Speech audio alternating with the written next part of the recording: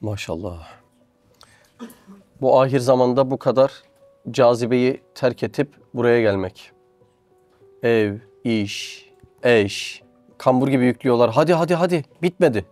Devam etmelisin. Sürekli bunları elinin tersiyle itip buraya gelmek. Bu ancak Allah'ın taltif ettiği insanlara mahsus. Allah Azze ve Celle manevi rızkımızı kesmesin. Ama çok kıymetli bir şey. Yani dışarıda insanlar büyük bir kalabalığın içerisinde nereye koştuğunu bilmeden dünyadan çıkıp gidiyorlar. Çok acı bir şey. Çok acı yani. Senden sonsuzluk adına beklenen bir şey var. Olaydan haberin yok. Ne demek bu? Olaydan haberin yok ama dünya elinde. Ne demek bu yani şimdi? Bugün biri gelse kafana silah dayayıp tehdit etse dersin ki beni alma malımı al dersin. Doğru mu? Azrail Aleyhisselam malını bırakıyor, seni çekip alıyor. Şaka gibi değil mi? Terk edip gidiyorsun. Nereye? Sonsuzluğa. Öyle miydi olay? Tekrar döndürseniz halletsem. Cık, o da yok. Bitti. Film bir kez çekilecek. O yüzden ahir zamanda bu kadar cazibeyi elinin tersiyle itip buraya gelmek yani çok kıymetli bir şey. Rabbim manevi rızkımızı kesmesin. Bundan daha kıymetlisi bu şekilde ölebilmek. Çünkü iman bir anlık bir mazhariyetten ibaret değildir. Sürecin hatta finalin adı iman. O yüzden havlu atmadan maçı bitirmemiz lazım. Havlu atmak ne demek? Yani o bize bakan tarafı, hani kibar konuşuyoruz havlu atmak. Aslında hakikate bakan tarafı Allah Azze ve Celle seni paçavra gibi köşeye atmış demek değil mi? Ya insan ömrünü o yıldızlar misal sahabeye benzemek için harcamalı. As-sabiken nucumi bi eyyihim iktedeytüm ihtedeytüm. Ashabım yıldızlar gibi. Hangisine tutunsanız kurtuluşa erersiniz diyor değil mi? Allah Allah. Çok önemli yani. Allah maçı da böyle bitirmeyi nasip eylesin. Onun için de enerjiye ihtiyacımız var. Bunları mecaz cihette söylemiyorum, hakiki manada. Ruhumuzun gıdaya ihtiyacı var. Maneviyat dediğimiz manevi hayat. Maddi hayatı yemek yemeden sürdürebiliyor musunuz? Mümkün değil. 3 gün yemesen yerinden kalkamazsın. Manevi hayat için de aynı gıdalar lazım mı? Hem de nasıl lazım? İşte bu serisine devam ettiğimiz 23. söz serisi. Zaten bilgi böyle işlenmeli. Seri, sistematik işlenmeli. Okulda öyle anlatmadılar mı? 1. sınıfa hoca girdi, türevi integral anlattı. 2. sınıfta da toplama çıkarma. Böyle bir şey oldu mu hiç? Olmadı değil mi? Bilgi sistematik işlenmeli mi? Öyle oldu değil mi? Kur'an bilgilerin en yücesi. Bize lazım olan marifetullah ilminin en yücesi. Bunu böyle işlememiz gerekmiyor mu? Ama işte aman olsa ne olur, olmasa ne olur. Nazarıyla baktığımızdan farkında değiliz olayların. 23. söz insan ve iman ilişkisini ince ince işleyen tarifsiz bir eser. Risale-i Nur'daki 23. söz. Tabii iman meselesi de toplumda en çok bilindim zannedilip en az bilinen mesele olduğundan onu işlemek ne? Maalesef buralarda zihnimizde yeri yok yani. Maalesef yeri yok. Restoranları bir listele bakayım da çıkar yeri. Gezmeleri bir listele de bak yeri çıkar. İmanı listele yok. Kandırıp duralım kendimizi. Allah'ım sahabeye komşu et. Sahabenin böyle miymiş zihni? 23. söz çok kıymetli bir eser. Bunun ilk 3 dersini yaptık. Bugün 4. dersi. Anahtar kelimemiz tekemmül. Mükemmel demek. Tekemmül.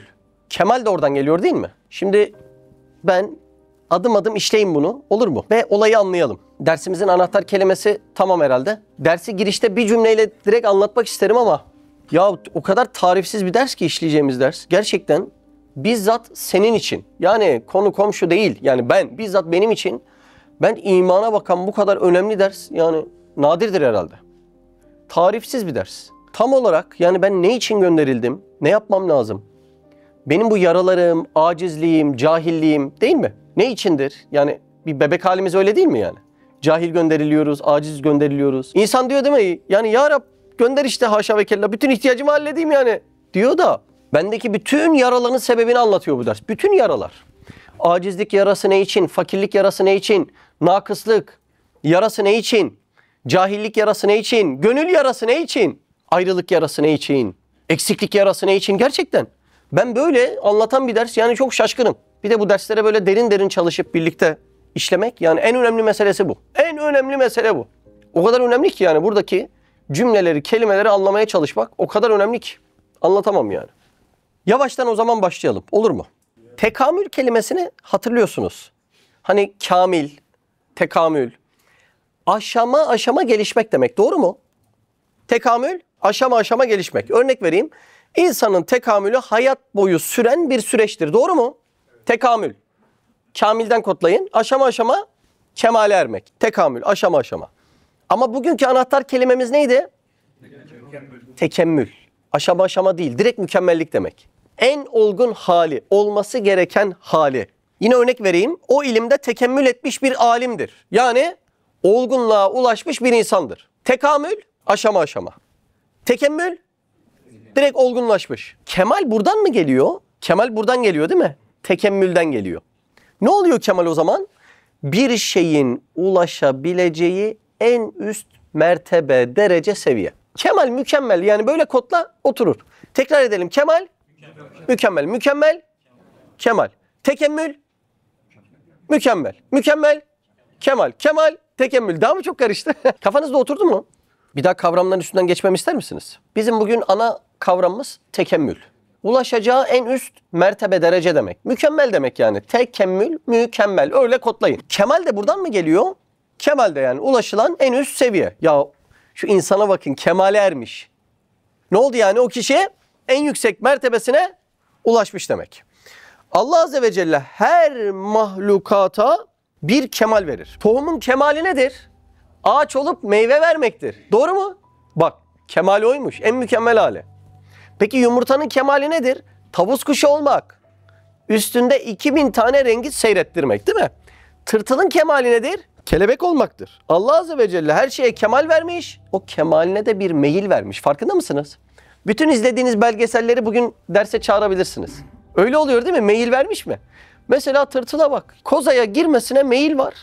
Kozadan kemale erip, tekemmül edip tırtıl çıkmasına bir meyil var. Çekirdeği hatırlayın. Çekirdeğin kemali bir meyve verme süreci. Nasıl oluyor? Toprağa düştüğü andan sonra bir hareket başlıyor. Doğru mu? Çatlıyor. Filizlenir. Fidan olur. Dallar çıkar. Yapraklar çıkar. Çiçek açar. Buyurun. Sonra da meyve verir. Allah Azze ve Celle onu görmek istediği noktaya ulaşıncaya kadar o kemalini bulur. Bütün mevcudatta kemaline meyil var mıdır? Vardır. Anladık mı bunu? Anladık. Bütün mevcudatta kemaline bir meyil vardır. Şimdi bütün mevcudat dedik de bütün mevcudat ne oluyor? Biraz zihninizi açayım. Mevcudatta ne türler var? O türlerin sayıları ne kadar biraz bahsetmek isterim. Mevcudatta memeliler 6500 tür. Tür bu tür. Kuşlar 10.800 tür. Sürüngenler 12.000 tür. Bakın bunların hepsi kemaline meyilli. Hepsi. Amfibiler yani kurbağa, semender bunlar 8.000 tür. Balıklar 35.000, 40.000 tür. Kabuklular 70.000, 80.000 tanımlı, 150.000 tahmini tür diyorlar. Tür bu tür sadece. Yumuşakçalar 85.000 tanımlı, 200.000 tahmini tür çeşit sayısı diyorlar. Bakın mevcudada. Solucanlar 17.000 tür. Örümcekler 50.000 tür. Örümcekler. Böcekler 1 milyon tanımlı, 3 ila 5 milyon tahmini tür sayısı diyorlar. Böcekler. Sürüngenler 8.500 tür. Mercan ve deniz anası 10.000 tür. Deniz yıldızı, kestane 7.000 tür. Daha devam etsek yürür müyüz? Yürürüz. Bunların hepsi dünyaya mükemmel mi gönderildi? Evet. İşte dersin kırılma noktası. Hepsi dünyaya mükemmel mi gönderildi? Bak, hepsi mükemmel gönderildi. Arı doğduğu gibi yaptığı işi biliyor mu, bilmiyor mu? Solucan biliyor mu, bilmiyor mu? O peygamber devesi biliyor mu, bilmiyor mu? Deniz atı biliyor mu, bilmiyor mu? Deniz anası biliyor mu, bilmiyor mu? Civciv biliyor mu, bilmiyor mu? Ya mevcudatta gönderilen az önceki tür sayılarını anladınız değil mi?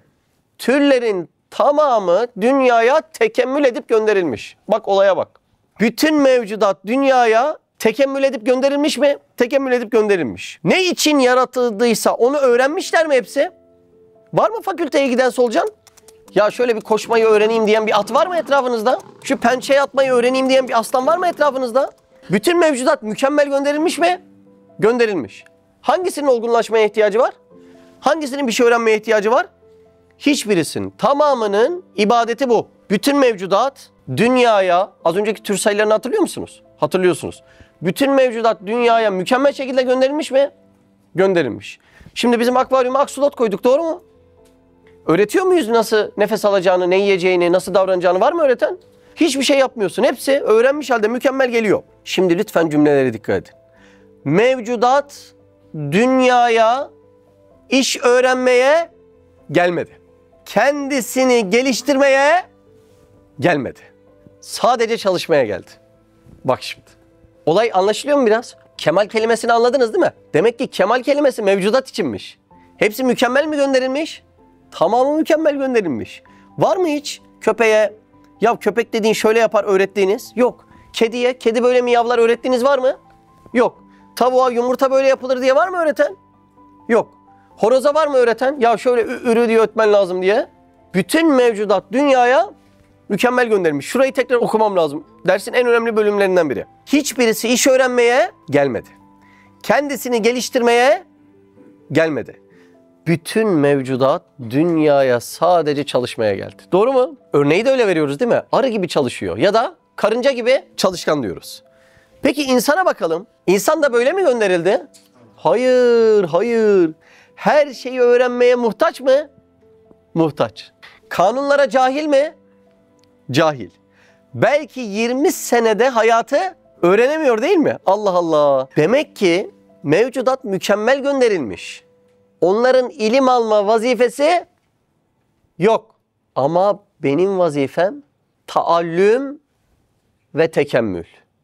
Neden buradayız? İlmi öğrenelim, kemale erelim diye burada değil miyiz? Bak, hayvanın vazifesi sadece çalışmak. Programı içine yüklü mü?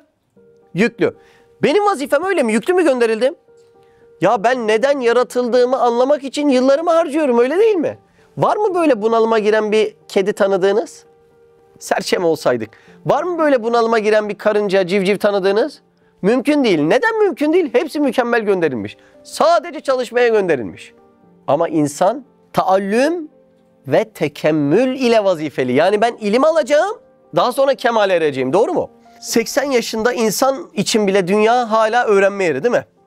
80 yaşına girer, yeni bilgi öğrenir. Ne der? Bir yaşıma daha girdim der. Bizim 50 yaşlarında müteahhit bir arkadaşımız var. Bir de Vanlı ortağı varmış. Şimdi bunların yine inşaat, belediye şu bu derken iyice yormuşlar süreçler. Vanlı ortağı demiş ki, ya demiş çok yorulduk. Çok da bir hitap düştük ama bak yeni tecrübeler kazandık demiş. Bu demiş ki bizim arkadaş, ben artık tecrübe kazanmak istemiyorum. Ben artık para kazanmak istiyorum demiş. Şimdi arı 2 günde yapacağı balı biliyor. Biz 50'ye geliyoruz hala öğrenmeye devam ediyoruz. Nasıl olacak bu iş böyle? Bak kaç yaşına geldik. Daha bize lazım olan şeyleri tek başımıza halledebiliyor muyuz? Halledemiyoruz. Mesela doktorluk diye bir şey var. Neden? Kendi eksiğimi gideremiyorum. Bir atım var mı böyle ihtiyacı? Kaportacı diye bir şey var. Kendi işimi halledemiyorum. Eczacılar var. Yani hepimiz birleşip ihtiyaçlarımızı ancak karşılayabiliyoruz. Bir serçedeki rahatlık bende yok. Niye? O mükemmel gönderilmiş. Bir karıncadaki rahatlık bende yok. Neden? O mükemmel gönderilmiş.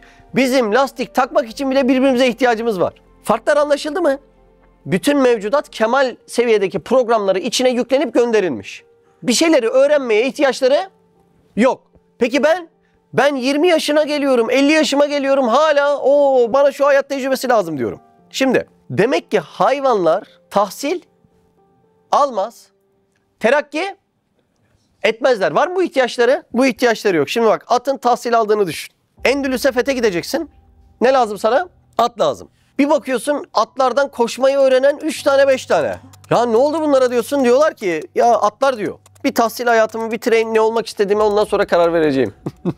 Şimdi sen fethe böyle gidemezsin. Ne ata binebilirsin ne bal yiyebilirsin. Onun vazifesi hizmet etmek olduğundan mükemmel şekilde gönderilmiş. Doğru mu? Hiç var mı böyle? Ya ben yüzmeyi tercih ettim. Şimdi bizde var değil mi? Böyle golf diyenler var ya. Golfü mahallede nerede gördünüz değil mi? Böyle garip sporlar yapanlar var içimizde değil mi? Şimdi var mı atta böyle bir şey? Koşma değil de biz daha çok yüzmeyi tercih ediyoruz falan. Bir balinayı aynı şekilde düşün. Yerde sürünüyor balina. Ya ne yapıyorsun? Ya sürünerek kendimi geliştireceğim. Hayat felsefem. Hiç bunları görmüyorsun. O hizmet etmek için gönderildiğinden mükemmel gönderilmiş. Sen ben böyle miyiz? Biz böyle değiliz. Bir ineği düşün. Kendisini geliştirdiğini, ona şuur verdiğini düşün. Dese ki ya bu nasıl ineklik? Yıllarca ağırda kaldık. Artık bir villa yapma vakti geldi. Rahatlık benim de hakkım desen. Süt ne oldu? Gitti. Bizim İbrahim abinin çiftliği ne oldu? O da gitti. Tavuk düşün. Yıllardır oval. Artık kare yumurtanın vakti geldi. Öyle mi? Ne yaparız şimdi? Allah Allah. Bak görüyor musun olayı? Dersin girişi anlaşıldı mı? Bütün mevcudat programı yüklü halde mükemmel şekilde gönderildi. Her birisi asırlardır kendisine yüklenen vazifeyi yapıyor ve vazifesinin içerisinde de onlara bir lezzet verilmiş. Atı ahıra kapat, ahır altından olsun, mutlu olmaz. Ama şöyle çayır çimende koştur, mutlu olur. Demek vazifesine lezzet yüklenmiş. Öyle mi? Bir akbaba leş yiyor, senin benim yediğim İskender gibi. Değil mi? Allah bizim gibi koku duyurmamış ona. Yani o iğrenç kokuyu duyurmamış. Ona farklı bir İskender'in kokusunu duyurmuş orada. Neden? Vazifesinin içerisine lezzet yüklenmiş. Öyle değil mi? Avının etrafında dönüp duruyor o yüzden. Bir karınca vazifesinden lezzet alıyor. Bir balık vazifesinden lezzet alıyor. Bir kuşu altın kafese kapat, olmuyor. Ama şöyle at havaya uçsun, dünya onun, değil mi? Neden? Vazifesinin içerisine bir de lezzet yüklenmiş onların. Bütün mevcudat dünyaya tekemmül etmiş halde, yani kemal vaziyette gönderilmiştir. Birisi hariç, buyurun. İnsan hariç bütün mevcudat mükemmel şekilde gönderilmiştir. Buraya kadar ders anlaşıldı mı? İnsan nasıl? Hem aciz hem cahil. İnsan nasıl? Hem aciz hem cahil. Kovanın köşesinde oturup ah ah bal yapmayı bilmiyorum diye ağlayan arı mükemmel hepsi. Öyle mi? Ah ah zehir dökmeyi bilmiyorum diyen yılan yok. Okyanusta giderken ah ah yüzmeyi öğrenemedim diye ağlayan balık yok. Ama bizim arkadaş bir tanıdık vardı. Çok stres yaptı ehliyet zamanı. Ben araba kullanmayı öğrenemeyeceğim diye ağladı. Biliyor musunuz? Kaç yaşında? 20 küsur yaşında adam. Ben herhalde araba kullanmayı öğrenemeyeceğim diye ağladı. Öğrenirsin. İlimle, yani kademe kademe el arabası alarak başla. Adım adım adım adım geliştirerek öğrenirsin. Ama bakıyorsun mevcudata hepsi mükemmel vazifesine gönderilmiş mi? Gönderilmiş. Mevcudat içinde bir zümre daha var ki Allah'ı tanıması için değil, dünyada verilen vazifeyi yapmak için gönderilmiş. Kafirler. Çok enteresan değil mi? Az önce sadece vazifesini yapanları anlattım. Bakın 17. lema 6. nota. Cümlelere dikkat ediyor musunuz? İşte muzır kafirler, zararlı kafirler ve kafirlerin yolunda giden sefihler. İki zümre. Buyurun. Kafirler, sefihler. Cenab-ı Hakk'ın hayvanatından bir nevi habislerdir ki Fatır Hakim onları dünyanın imareti için halk etmiştir. Dünyada girmediğin ihale kalmamış. Sana her gün ödüller veriyorlar ama hiç Allah'ı tanımıyorsun. İşte bak bu zümre o zümre. Her toplantıda böbürleniyorsun. Buraları biz imar ettik, buraları biz yaptık, buraları biz inşa ettik diye.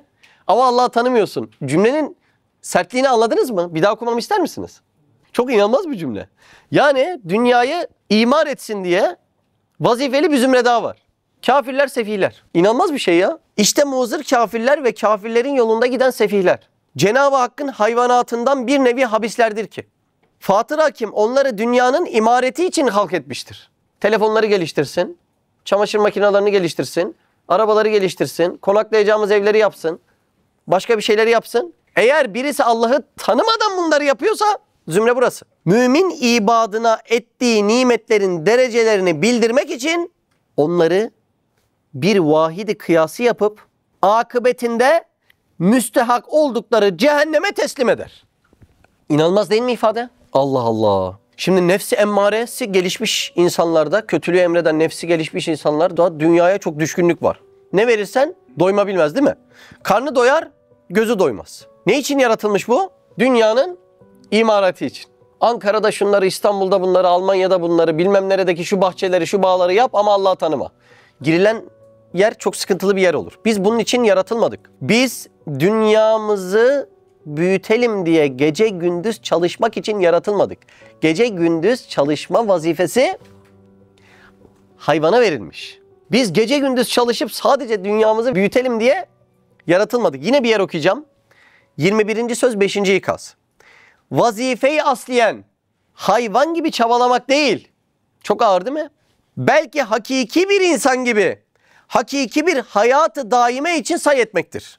Yani dünyaya aynı değirmene su taşımak için gönderilmedik. Dükkanı büyüt, bir boy büyüt. Onu büyüt, bir boy büyüt. Onu büyüt, bir boy büyüt. Ya ne diyorsun? Müslümanlar dünyada fakir mi kalsın? Hayır, onu demiyorum.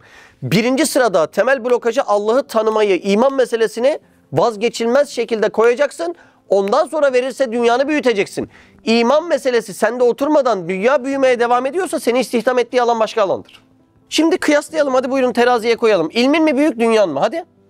Dünyada mı o da çok, ilimde mi? Hadi. Ağır mesele ama bu işimize yarayacak bizim. Dünyada mı rütben, ilimde mi? Hadi. Bu değil mi yani? Bunu demiyor mu?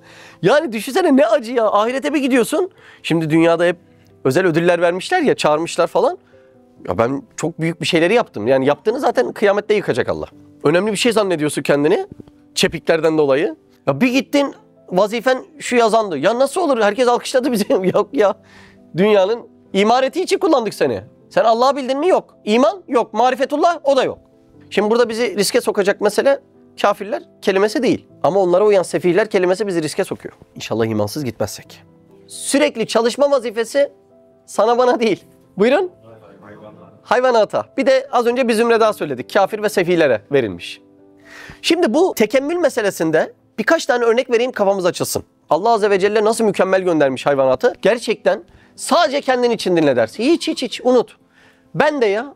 Sen dersi dinleyeceksin. Buradan çıkıp kabirde hesaba gideceksin, tamam mı? Terazini açacaksın. Dünyadaki ahvaline bak. Bir de bu meselelere bak. Bu kadar. Biz kendimiz için dinleyelim. Boş ver. Sağ sol önemli değil. Biz kendimize bakalım bu cihetle. Yani tekemmül meselesinde dünyaya mükemmel şekilde programı yüklenmiş gönderilme meselesinde biraz daha zihnimiz açılsın diye arı örneğini vermek istiyorum. Bizim yıllardır bal alma şeklimiz değişir, doğru mu? Ama 50 milyon yıldır arının bal verme şekli değişmez. Onun Adem dedesi ne şekilde veriyorsa kendisi de o şekilde. Yani yıllar önce dedeleri ne şekilde bal veriyorsa arının kendisi aynı şekilde balı verir. Bu arıların yazın yaklaşık 1 ay ömrü var. Erkek arıların 6 ay. Bir arının ömrü boyunca yaptığı bal çay kaşığının 1/10. O zaman bir çay kaşığı bal için 10 tane arının ömür boyu çalışması lazım. Şimdi burada elime kaşık koyarsınız herhalde. Burada da bal koyarsam bizi reklam ederler. 5 kavanoz bal gibi. 1 kilogram bal için 40.000 tane arının 240.000 kilometre uçması lazım. Dünyanın çevresi kaç kilometre, hatırlayan var mı? 40.000 kilometre, çok güzel. Yani 1 kilogram bal için dünyanın etrafı 6 kez dolaşılır. 1 kilogram bal için 6 milyon çiçek ziyaret edilir. 1 kilogram bal. Böyle bir işi toplansak yapabilir miyiz aynı sayıda insan? Demek ki mükemmel gönderilmiş. Tekemmülü anladınız mı? Bakın programı içinde gönderilmiş. Bir orijinal bal 2000 sene yenmek için uygun halde devam edebiliyormuş doğada. Şimdi bu zehirli böcek çiçeğin öz suyunu çıkarmayı nereden öğrendi? Enteresan. Verenin kendisi olmadığını anlayalım diye de arıya dokunduğumuz yerde sokturuyor bizi. Doğru mu? Ya veren bu olsa bizi zehirlemeye çalışmaz. Allah Allah, inanılır gibi değil. Şimdi bir gün birisine bu arı bal meselesini anlattım. Sonra dedim ki ya bu arı nasıl bal yapar dedim. İçgüdüyle dedi. İçgüdü ne dedim? Arıya bal yaptıran şey dedi. Bir bilinmeyeni başka bir bilinmeyenle açıklamak. Şimdi düşünün, bir şehre gidiyorsunuz. Diyorsunuz ki ya belediye binası nerede diyorsunuz? Postanenin altında diyor. Postane nerede diyorsunuz? Belediye binasının üstünde diyor. Yani şimdi bir bilinmeyeni diğer bir bilinmeyenle açıklamak. Şimdi bu kadar mükemmel bir iş var değil mi? Bakın burada dünya cihetinde nice işlere muvaffak olmuş arkadaşlar var. Fabrika sahipleri var, mühendisler var, doktorlar var, tüccarlar var, çelikçiler var, sağlıkçılar var. Yani ne fabrika kurmuş adamlar var, elektrik mühendisleri var. Hadi şu balı... Ya olmuyor yani. Sen buna sadece içgüdü diyorsun. İçgüdü nedir desen, şuursuz varlıklara şuurlu iş yaptıran şey. Ya hayvanın peki bu hareketten haberi var mı? Yok. Bu mantıklı mı? Ya bilim onu ileride açıklar. Şimdi peki arıya bal yaptıran şey nedir? Rabbin arıya vahyetti. Arıya bal yaptıran şey nedir? Rabbi arıya vahyetti. Allah Allah, inanılmaz bir şey. Demek ki arı dünyaya programı ilham edilmiş şekilde tekemmül etmiş halde gönderildi. Anlaşıldı mı? Anlaşıldı. Demek ki bu ayet arının balı kendisi yapamayacağını anlatır. Ona ilham edildi, tekemmül edip gönderildi. İlham demek Allah Azze ve Celle'nin kalplerle konuşması demek. Bugün mevcudat, bu mükemmel program ne ile yüklenilmiş o mevcudata? Buyurun. İlham ile yüklenilmiş. Bugün Allah Azze ve Celle bizim ilhamla, kalbimizle konuşuyor. Biz ama o konuşmayı kelimelere dökerken şu bildiğimiz Türkçeyi kullanırız. 12. sözde bu ilhamı şöyle anlatır. Mesela en cüzisi ve basiti hayvanatın ilhamatıdır. En basit ilham neymiş? Kuşun, arının, balın en küçük ilham buymuş. Sonra avam-ı nas'ın ilhamatıdır. Allah Allah. Sonra insana. Sonra avam-ı melaikenin ilhamatıdır. Sonra evliya ilhamatıdır. Sonra melaike-i izam ilhamatıdır. Çok enteresan. Bir güvercin sabah çıkıyor, akşama kadar rızkının peşinde. Bulup getiriyor mu yuvaya? Bulup getiriyor. Peki Allah onlarla neyle konuşuyor? İlham ile. Rızıklarını neyle bulduruyor? İlham ile. Hastalandıklarında hangi otun onlara iyi geleceğini neyle buluyorlar? İlham ile buluyorlar. Arı için geçerli olan bu ilham insan için de geçerli mi? Geçerli. Demek ki Allah'ın insanla konuşmasının kemali Kur'an. Allah'ın bize muhatap alıp konuşmasının en kemali nedir? Kur'an. En ekmeli de peygamberlerle konuşması, o da vahiy. Çok güzel. Anladınız mı? Yani en basit ilhamdan vahiye kadar mertebe var mı? Mertebe var. Neye bakıyor? Bizim kalbimizin açıklığına. Demek ki kalbimiz insaf ile açıldıkça, günahlarla kirlenmedikçe, şu lanet olası gıybetle o dilimiz, kalbimiz, gıybet kalbi hastalıktır. Mahveder, kalbi bomba gibi patlatır. Bu şekilde kirlenmedikçe bizim de kalbimize bizi doğru yola sevk eden ilhamlar gelebilir. İşte adam Almanya'dan 10 yıldır geliyor. Öteki kapının önünde geçmiyor. Arkadaki başka bir yere gidiyor. Ne oluyor şimdi?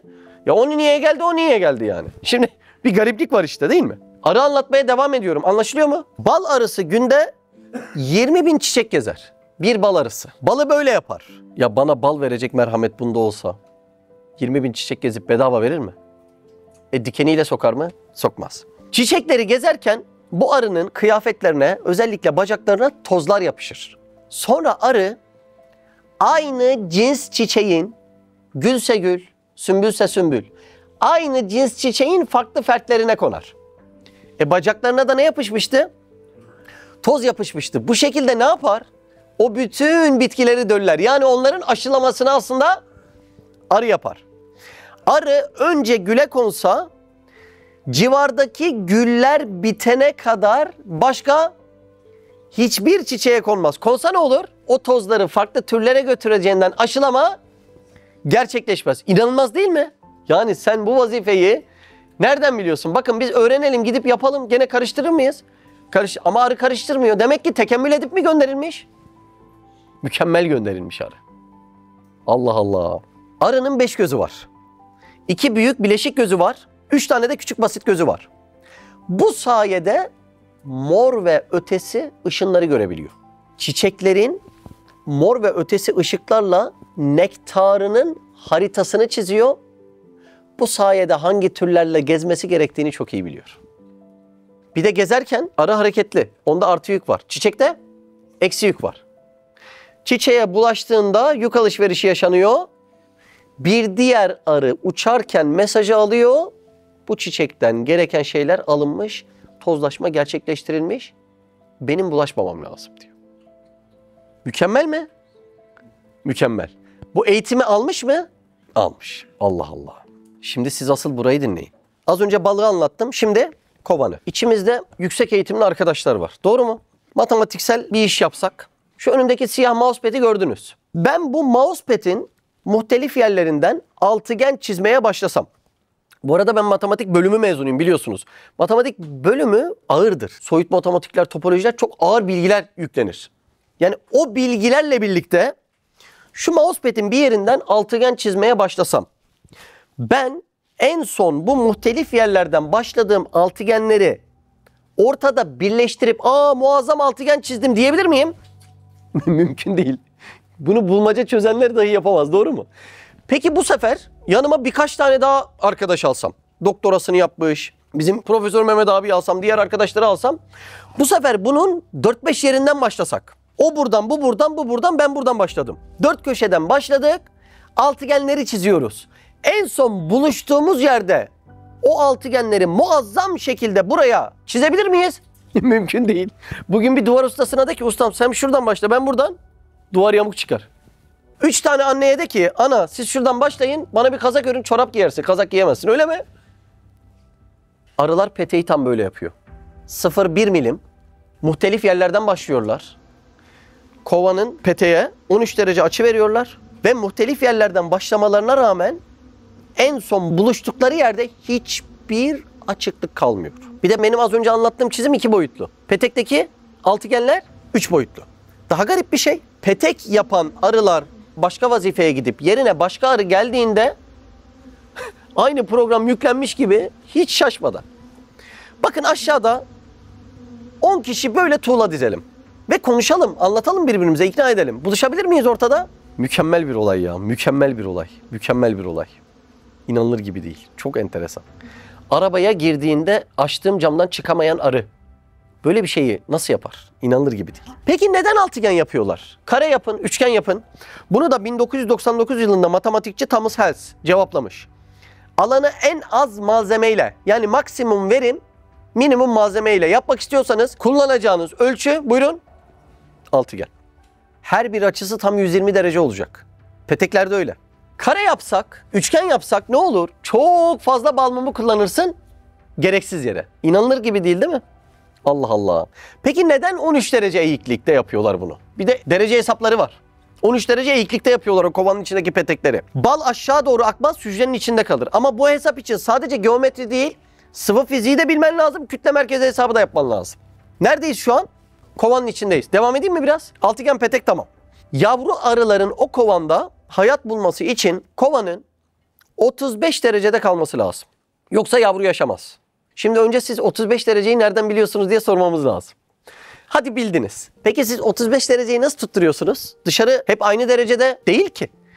Dışarı soğuk olunca titreşim yapıyorlar kanatları yerde. Dışarı sıcak olunca da kanatları havada pervane gibi bu sefer kanatları kullanıp soğutuyorlar. Ya titreşimle ısıtıyorlar ya pervane ile soğutuyorlar. Kovana yavruları ve diğer arıları yemek için eşek arısı saldırdığında, bunun belgeseli var, onu izlerseniz bence istifade edersiniz. Kovanı bu seferlik 37 dereceye kadar ısıtıp eşek arısını yakıyorlar. 38 derece olsa kendileri de yanacak. Yani siz bu biyolojik klimayı nereden oluşturdunuz? Zaten 2 hafta bir ay yaşıyorsun, yaşamıyorsun. Sen keyfine baksana. Senin ömrün bunun için mi var? Öyle mi? Sen ilk 2 hafta çalış, balını sat, diğer 2 haftada Lamborghini'le bin gez. Ne işin var senin bunlarla? Mükemmel gönderilmiş. Mükemmel. Vazifesinden bir an şaşmıyor. Bir an şaşmıyor. Peki yine neredeyiz şu an? Kovandayız. Bu kovanı temiz tutmak lazım mı? Lazım. Vehbi abi, öyle biyolojik yaşantının olduğu bir yer temiz olmazsa bakteri üretir mi? Fazlasıyla. Yaşam olur mu orada? Mümkün değil. Bakteriler ele geçirir. Şimdi kovanda ölen arıları sürükleyerek atıyorlar kovanda bakteri üretmesin diye. Ama bazen büyük kütleler oluyor, sürükleyerek atamıyorlar. Propolisle bunları mumyalıyorlar ki kovanın içerisinde bakteri üretmesin diye. Çiçeğe gidiyor. Onun yapışkan reçinası var. Reçinasını çiğniyor alt çenesinde. Alt çenesinde kendi ağız sıvısını da akıtıyor. Propolis yapıyor. Ayağında kesecik var. Ayağındaki keseciye koyuyor. Oradan uçuyor. Kovana giriyor. Orayı propolisle mumyalıyor ve bakteri problemini ortadan kaldırıyor. Bu arı yani. Mükemmel gönderilmiş mi, gönderilmemiş mi? Tekemmülü anladınız mı? Arı ve bütün mevcudat böyle mükemmel gönderilmiş. Bir de kovanın pişti arı var. Kim? Kraliçe arı. Kraliçe arı ömründe bir kez çiftleşir ve orada sperm depolar ve günde 2000 yumurta bırakabilir. Kraliçe arının varlığı, insibası yeter. Salgıladığı feromon ile kolonide nizamı sağlar. Eğer kraliçe arı onu sağlamasa kolonide kaos çıkacak. Bunu salgılamayı nerede öğrenmiş? Hadi onu öğrendin. Sen nerede üretiyorsun da bunu? Hangi kimya laboratuvarın var senin? Ben gördüm, havada uçuyordun. Ya inanılmaz ya, inanılmaz. Yani şimdi başka derse gidecek konu da yani bunlar tesadüf mesadüf öyle mi? Kendi kendine öyle mi? Ya hiç olacak iş mi yani? Neyse konumda kalayım. Mükemmel gönderilmiş mi? Mükemmel şekilde gönderilmiş. Bir örnek daha vereyim, tam konu otursun. Arıdan örnek verdik havada. Bir de karadan örnek verelim, tavuk. Arı örneği oturdu mu? Tekemmül değil mi? Mükemmel gönderilmiş mi? Kemaline ermiş, gönderilmiş. Son seviyedir. Evet, tam o mana. Biraz tavuğu da inceleyelim mi? Şimdi tavuğa bakıyorsun, hiç kendini geliştiren tavuk yok. Bizim dedeler oval yumurtladı. Artık kareye, dikdörtgene geçme vakti geldi değil mi? Siz bir gülüyorsunuz, siz kare yumurta mı yediniz? Ha? Öyle bir şey yok değil mi? Tam ne bileyim. Mehmet abi sen Katar'da mı yedin yoksa? İnanmıyorum, gerçekten mi? Katar'da var mı? Ne bileyim, aklımızda oynuyorsunuz bizim. Dersi bak çürüteceksin, yapma. Bir tavuk mükemmel halde gönderiliyor değil mi? Kendi de yaptığının farkında değil. Biz yumurtaya bakıp şaşırıyoruz. Ya bu protein deposu, 6 gramlık protein deposu nasıl böyle mükemmel olur diye. Tavuk da dönüp bakıyor. Ya bir şey çıktı ama ne bu diye. Yani kendi de yaptığı şeyin farkında değil. O da bilmiyor yani. O kadar mükemmel programlanıp vazifeli şekilde gönderilmiş ki kendisi de farkında değil. Tavuk 21 gün kuluçkaya yatar. Yumurtayı sürekli 37,5 derecede tutar. Neden? Allah Allah, belli ki başka yerde öğretilmiş. Yoksa kendisini nereden bilecek 37,5'u? Civcivler genellikle 21. günde çıkar mı? Çıkar. Her seferinde aynı sürede çıkıyor. Biyolojik bir saatleri var gibi. Bu rastlantı mı, ilahi takvim mi? Çok enteresan ya, çok enteresan. O tavuk kuluçkadayken 1. gün ve 21. gün yumurtayı çevirmez. Kalan bütün günler yumurtayı çevirir ki protein birikip tortu oluşmasın. Çünkü yumurtanın içerisindeki civcivin oluşması için proteinin muhtelif yerlere müsavi dağılması gerekiyor mu? Gerekiyor. Bunun için çevirmen gerekiyor. 1. gün çevirmez, proteinin tortu oluşturacak düzeyi yok. 21. gün çevirmez, artık proteinin tortu tehlikesi olmamış çünkü içerisinde civciv olmuş. 21. gün yumurta kırılır, o hava kesesinden nefes alan civciv ortaya çıkar. Acaba bunu kim öğretti? Yani 6 yılda insanın yapamayacağı bir şeyi 6 ayda bu tavuk nereden öğreniyor? Var mı kuluçkaya yatıp civciv çıkarabilecek bir insan? Üzülerek söylüyorum, var. Geçen çıkarmış bir tanesi. Tavuk, ördek yumurtalarını toplamış, yatmış üstüne, sonra da o sıcaklığı sağlamışlar. İşte kendi vazifesini unutunca öbürünün vazifesine sarmış.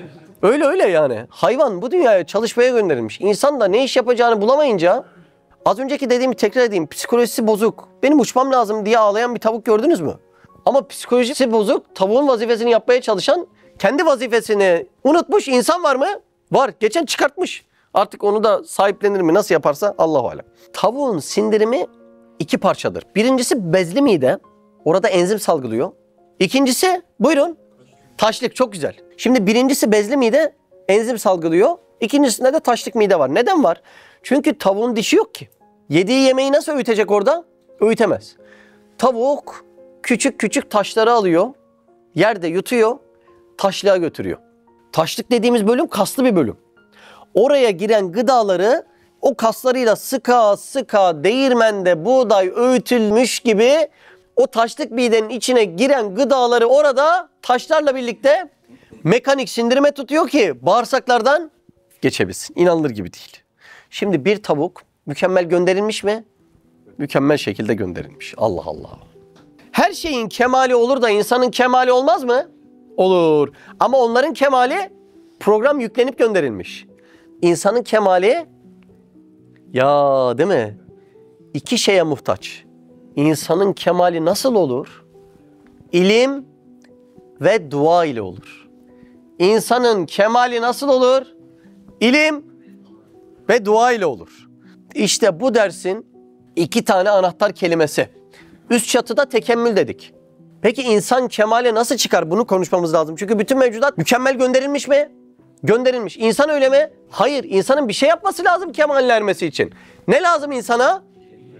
İlim ve dua. Bu ilime yer yer iman da diyeceğiz. Karıştırmayın. İman ve dua da diyebiliriz. İlim ve dua da diyebiliriz. İşte dersin ana konusu. Allah insanı neden cahil yarattı? Çünkü insandan marifetullah ilmini öğrenmesini bekliyor.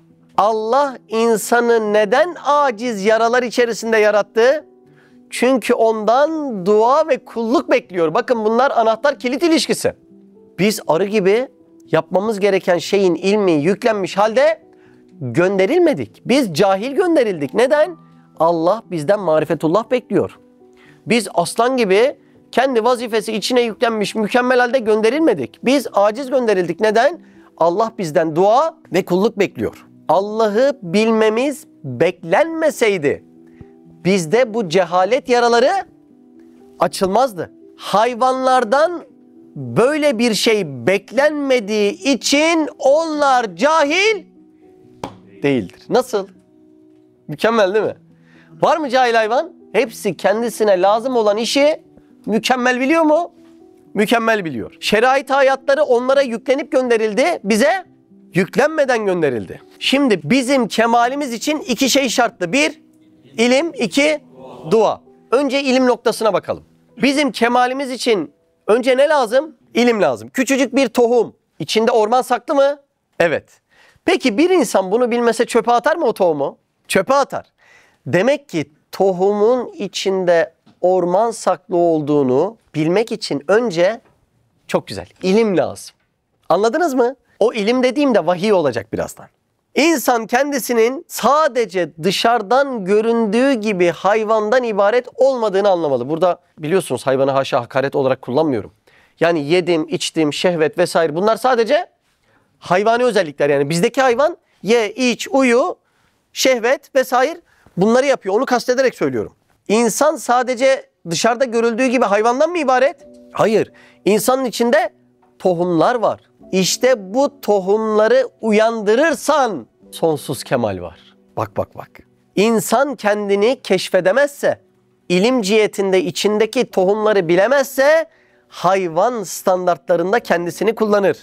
Böyle hayatı devam eder, tohumlarını çöpe atan adama döner. O adam tohumun içindeki ormanı bilmese ne yapacaktı? Çöpe atacaktı. Siz bir kayısı tohumunun içindeki ormanı bilmezseniz çitleyip yersiniz, dişinizde kırar bu kadar zannedersiniz. Yarış atını sütçü beygiri gibi kullanırsan ne olur? Bir süre sonra sütçü beygirine döner değil mi? Atın bütün kabiliyetlerini dumura uğrat, ağzına gem vur, başına yular vur, üstüne semer vur. Ne oldu? Yarış atı sütçü beygiri oldu. Ev, iş, çocuk, eğlence, AVM, gezmem lazım, şu işi de almam lazım, bir inşaat daha yapmam lazım derken dünyaya daldık. Sonra ne oldu? Bir gün birisi iman dedi. Benim bu meselelerle uğraşmaya vaktim kalmadı. Küheylan ne oldu? Sütçü beygiri oldu. Dünyalık hedeften başka hedef bilmez oldu, çürüdü gitti. Böyle olmuyor mu dışarıda? Böyle oluyor. Senin gönderilişinin asli vazifesi ilim ve dua. Senin mesleğin bu mesleğin. Senin dünyada yaptığın meslekler caiz. Bu mesleğin ise farz. Sen ilim ve dua ile geldin, bunları öğrenip geliştirmek zorundasın. Çekirdeklerini, tohumlarını, içinde orman saklı onları yeşertmeden ölüp gidersen çöpe atılmış tohumdan farkın kalmayacak. Ne kadar enteresan. İkinciye geçelim mi? İnsanın programı içine yüklü halde gönderilmedi. O yüzden insanın kemale varması için iki şey lazım. Bir, ilim. İlmi anladık mı? Anladık. İki, dua. İyi de dua ne alaka şimdi? Bak onu da konuşalım. Çekirdekler dua ile neşvunema bulur ve kemale erer. Toprağın altında bir çekirdeği düşün. Nasıl dua eder biliyor musun? Allah'ım benim niyetimde koca bir ağaç var. Var mı niyetinde? Ama bunu yapabilecek kabiliyetim yok. Ne gücüm ne kudretim yok. Güneşim yok, bulutum yok, yağmurum yok. Allah onun bu duasını kabul eder, bütün sebepleri etrafına toplar ve tohumun duası kabul olup kabiliyeti içinden çıkar, neşvü nema bulur, 600 yıllık çınara dönüşür. Bursa'daki gibi. Doğru mu? Doğru. O zaman biz bir ilim ile kendimizi keşfettik mi? Keşfettik. Ne dedik? Allah'ım ben sadece görünen bu cesetten ibaret değilim. Yedim, içtim, uyudum, gezdim bundan ibaret değilim. Benim ruhuma sen tohumlar ektin. Latifeler, manevi organlar. Kaç adet ektin ya Rab? Kendi isimleri adedince ekti. Peki benim bunları yetiştirmem lazım mı? Lazım. İlimle bunu anladım. İkinci olarak ne lazım bana? Dua lazım. Açtım elimi dedim ki bende sonsuzluğun çekirdeği var ya Rab. Rabbime muhatap olabilecek kabiliyetler var. Ama ben hayvaniyetten çıkamadım. Hala dünyanın 3 kuruşluk meseleleriyle meşgulüm. Benim moralimi de bozan onlar, beni mutlu eden de onlar. Ruhumdaki çekirdekleri uyandırmaya gücüm yok dedim. Kalbimin derinliklerindeki niyet Allah'ın ikramıyla kalp çekirdeğimi uyandırdı. Sebepler etrafında döndü. Sırlı bir kapı açıldı. Haydi gir içeri dedi. Öyle mi oldu? Anladınız mı olayı? Hepimizde böyle olmadı mı? Sırlı bir el haydi gir içeri deyip şu kapıdan bizi atmadı mı? Bak burada 10 küsur yıllık arkadaş var. Kafede oturuyor arkadaşıyla. Hesap ödemeye kasaya gidiyorlar. Kasada arkadaşının elinde kart var. Arkadaş diyor ki ya akşam böyle bir yerde sohbet varmış oraya gideceğim diyor. Ben de geleyim diyor. Arkadaşı gelmiyor. Yanındaki kendisi geliyor. Sırlı bir el adeta gir içeri dedi mi demedi mi? Hepimizin hayatı böyle oldu mu olmadı mı? Şaşırıyoruz değil mi yani? Nasıl oluyor ya? Kapının önünden onca adam geliyor. Ama bak burada farklı farklı şehirlerden evini taşıyan insanlar var. Aman bu derslerle tohumum uyansın diye. Demek ki bir ilim. Önce fark ettik. 2, dua. Acizliğin duasını etmeden bu kapı sana açılmayacak. O dua ile Allah Azze ve Celle bütün sebepleri etrafına doldurup o samimi dua neticesinde kapıdan içeri seni sokar. Hizmet eden herkese sorun. Herkesin böyle bir yürek yangını vardır. Geçenlerde İstanbul'da bizim arkadaşları cumartesi günleri umumi dersler var ya. O derslere gelenlerden de bizim arkadaşlar isteyenden numara topluyor. Diyor ki sohbet günleri mesaj atalım size diyor. Aylar önce de birisi gelmiş numarasını bizim arkadaşa vermiş. Sonra da gelmemiş derslere. Bizim arkadaşın da o gün ya Şu abiyi bir arayayım, o da derse gelsin demiş. Aramış, demiş abi bugün ders var hatırlatayım dedim. Ama adamın sesi çok enteresan gelmiş telefonda. Şoka uğramış adam. Tamam geleyim demiş adam. Kapatmışlar telefonu. Bizim de Burak o gün hasta. Bayağı da hasta. Fatih Ünal da ona diyor ki olsun sen derse çık diyor. Ne anlatacaksın? Yeis anlatacağım. Ümitsizlik. Mutlaka çıkman lazım diyor. Çıkarıyor derse. Adam tam canına kıyacakmış, Allah muhafaza buyursun. O an bizim arkadaş telefonla onu arayınca şoka uğruyor adam. Kendisi anlatıyor bunu dersten sonra. Telefon gelince demiş ki herhalde bu ilahi mesaj. Bir derse geleyim sonra öldüreyim kendimi demiş. Allah bin muhafaza buyursun herkese. Derste de yeis anlatılıyor ya. Arkadaş ümitsizliğe düşemezsin. Allah'a güvenmek zorundasın diye bu demiş ki ben ne yapıyorum demiş. Vazgeçmiş. Allah bin muhafaza buyursun. Çıkmış bizim arkadaşlara. Demiş böyle böyleydi. Bir telefon. Ya telefonu arayan kardeş de çoğu zaman milleti aramayı unutan arkadaş. Telefonda görmüş ya. Bu arkadaş da numarasını bırakmış arayayım demiş. Ya böyle bir şey olabilir mi ya? Böyle sırlı bir şey olabilir mi? İnanılır gibi değil. İlim ve dua demek ki işi buraya götürüyor. Şimdi anladık mı biz kemalimize nasıl yürüyeceğiz? Bir ilim, iki dua ile. Şimdi insanın en önemli meselesi burası. Herkes kemaline yürümeye mecbur mu? Mecbursun. İşte bilmediğimiz mesele burası. Yunus sen şimdi Maraş'tan geldin ya. Biz konuşuyoruz yani biz insanız. Yunus gelir misin? Gelirim. Okur musun? Okurum. Ya Yunus bunlara ihtiyacın yok. Sen mecbursun zaten. Arı gibi, tavuk gibi, ilahir diğer mevcudat gibi insan kemaline yürümeye mecburdur. Sen adresi bilmediğin bir yolculuktan nereye ulaşacaksın? Ulaşamazsın. Nefsin peşinde koşturuyorsun. Bunu da kemal zannediyorsun. Birçoğumuzun bilmediği mesele sen sadece dünyayı imaret etmek için gönderilmedin. Sen manevi cihette ilim ve dua ile kemaline yürümeye öyle mecbursun ki ahirette buradan sorguya çekileceksin. Ruzi mahşerde imtihanı böyle kaybetme ihtimalin var senin. İnanılır gibi değil. İnsan kemaline yürümeye, onu keşfetmeye mecbur. Şimdi bakın, Üstad Hazretleri'nin hayatında bir şeye çok şaşırdım yıllarca. Ya dedim Üstad Hazretleri, Üstad Rahimullah, Allame-i Cihan farklı bir klasik metotla tefsir yazsa ortaya konmuş en güzellerinden birini yazar. Sahabe hayatı yazsa en güzellerinden birini yazar. Öyle değil mi? Siyer yazsa en güzellerinden biri yazar. Kendisi 19. mektubu yazarken 304 veya 307 tane hadis ravilerine kadar, silsilesine kadar ezberinde mevcut onu yazdırıyor. Yani kendisinin ezberinde çok daha fazlası mevcut. Yazdırdığı o kadar ve yanında bir tane kaynak eser yok.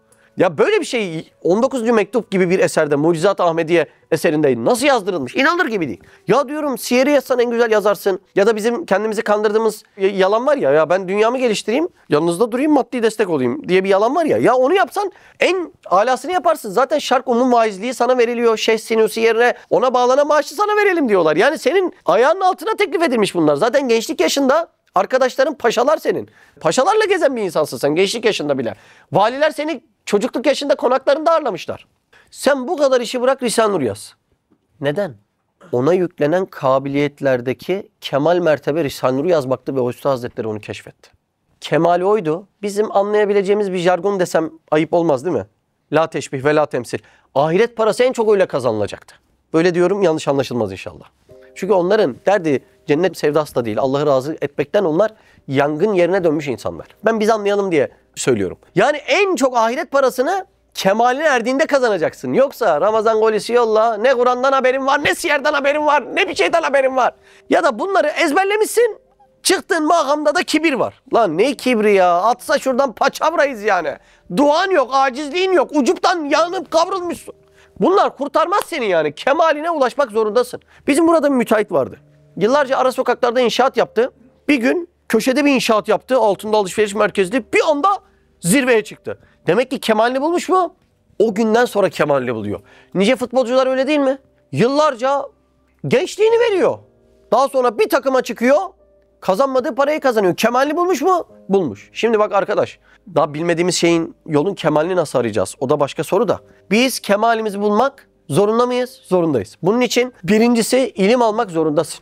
İkincisi Allah'ım ne olur şu maçı bana bitirt diye acizliğinden yanıp kavrulmak zorundasın. Ama bizde müstanilik diye bir günah var. Ya olsa da olur olmasa da olur ya işte. Allah diler verir diler vermez. Senin gayretin, senin mücadelen yok. Bu günaha girmişiz, yanıp kavrulmuşuz. Bizler kemalimizi bulmak zorundayız. Cem bura anlaşılıyor mu? Latifelerimizi, tohumlarımızı paketten açmadan gidersek Allah cennetini alır almaz. Haşa ben onu bilmiyorum. Ama matematiksel olarak bizim anlamamız gereken yer O cennetteki en yüksek lezzetleri sen alamayacaksın. Benim evdeki bebeği getirsem bu kebabın tantuninin lezzetini alır mı? Çünkü dil tohumu gelişmemiş daha. Doğru mu? Sizin evdeki küçük çocuğa Mercedes'i, Audi'yi versek o sürmenin kemal lezzetini alır mı? Alamaz. Tohumu gelişmemiş ki oyuncak arabayı ver, sürmeyi bilmiyor çocuk. Biz de Allah muhafaza gidip oradaki en yüce lezzetleri almadan gidebiliriz. Bu tohumları açmak, kemaline çıkarmak zorundasın. Yıllarca mesuliyet almak istemeyen insanların ortak bir sloganı vardı. Ya bu 15 dönüm kampüsle uğraşıyorsunuz. Bir adam çıksa da bir çırpıda bitirse. Ya birçokları için mesele değil ama çıkmaz. Allah çıkartmaz. Allah'ın muradı burada bizim sadakatimizi, samimiyetimizi ölçüp kabiliyetlerimizi kemale çıkaracak mıyız, çıkarmayacak mıyız? Allah bizde burada görmek istiyor. Şimdi sen otelini geliştir, gel burayı geliştirme. Hadi. Otelinin dış cephesini yap, inşaatını yap, burayı yapma. Arkadaş ben ölene kadar kendi nefsime de sana da anlatırım. Ama yapıp yapmamak sana kalmış. Gelişemezsin, mümkün değil gelişemezsin. Gelin sizinle spor konuşalım. Var mı spor geçmişi olan? Var. Erenler var, nice arkadaşlar var. Bench press konuşalım. Trapez nasıl gelişir, kaf nasıl gelişir, quadriceps nasıl gelişir? Ama salona inmeyelim Eren. Gelişiyor mu bu? Tohumun yanıyor mu? Kas grubu gelişiyor mu? Bu nasıl gelişecek? Yani bu ilim dua noktasında fiili duayı da unutmayacaksın. Demek ki insanın samimiyetini gösteren kavli duadan değil, fiili duadan belli olur. Çift sürmek, hazine-i rahmet kapısını çalmaktır diyor Üstad Hazretleri Risale-i Nur'da. Çift sürmek hani toprağı altına üstüne kazarlar değil mi? Tohumlar daha çok şey yapsın diye. Gübrenin en kalitelisini alıyorsun. Niye? Gübre mi o tadı veriyor? Pis gübreden mis gibi elma mı çıkıyor? Samimiyetini ispat ediyorsun Allah'a. Açtır. Dua tek başına samimi değil. Kur'an'da bahsedilen duanın 3 vecesi var. 1. Kavli dua.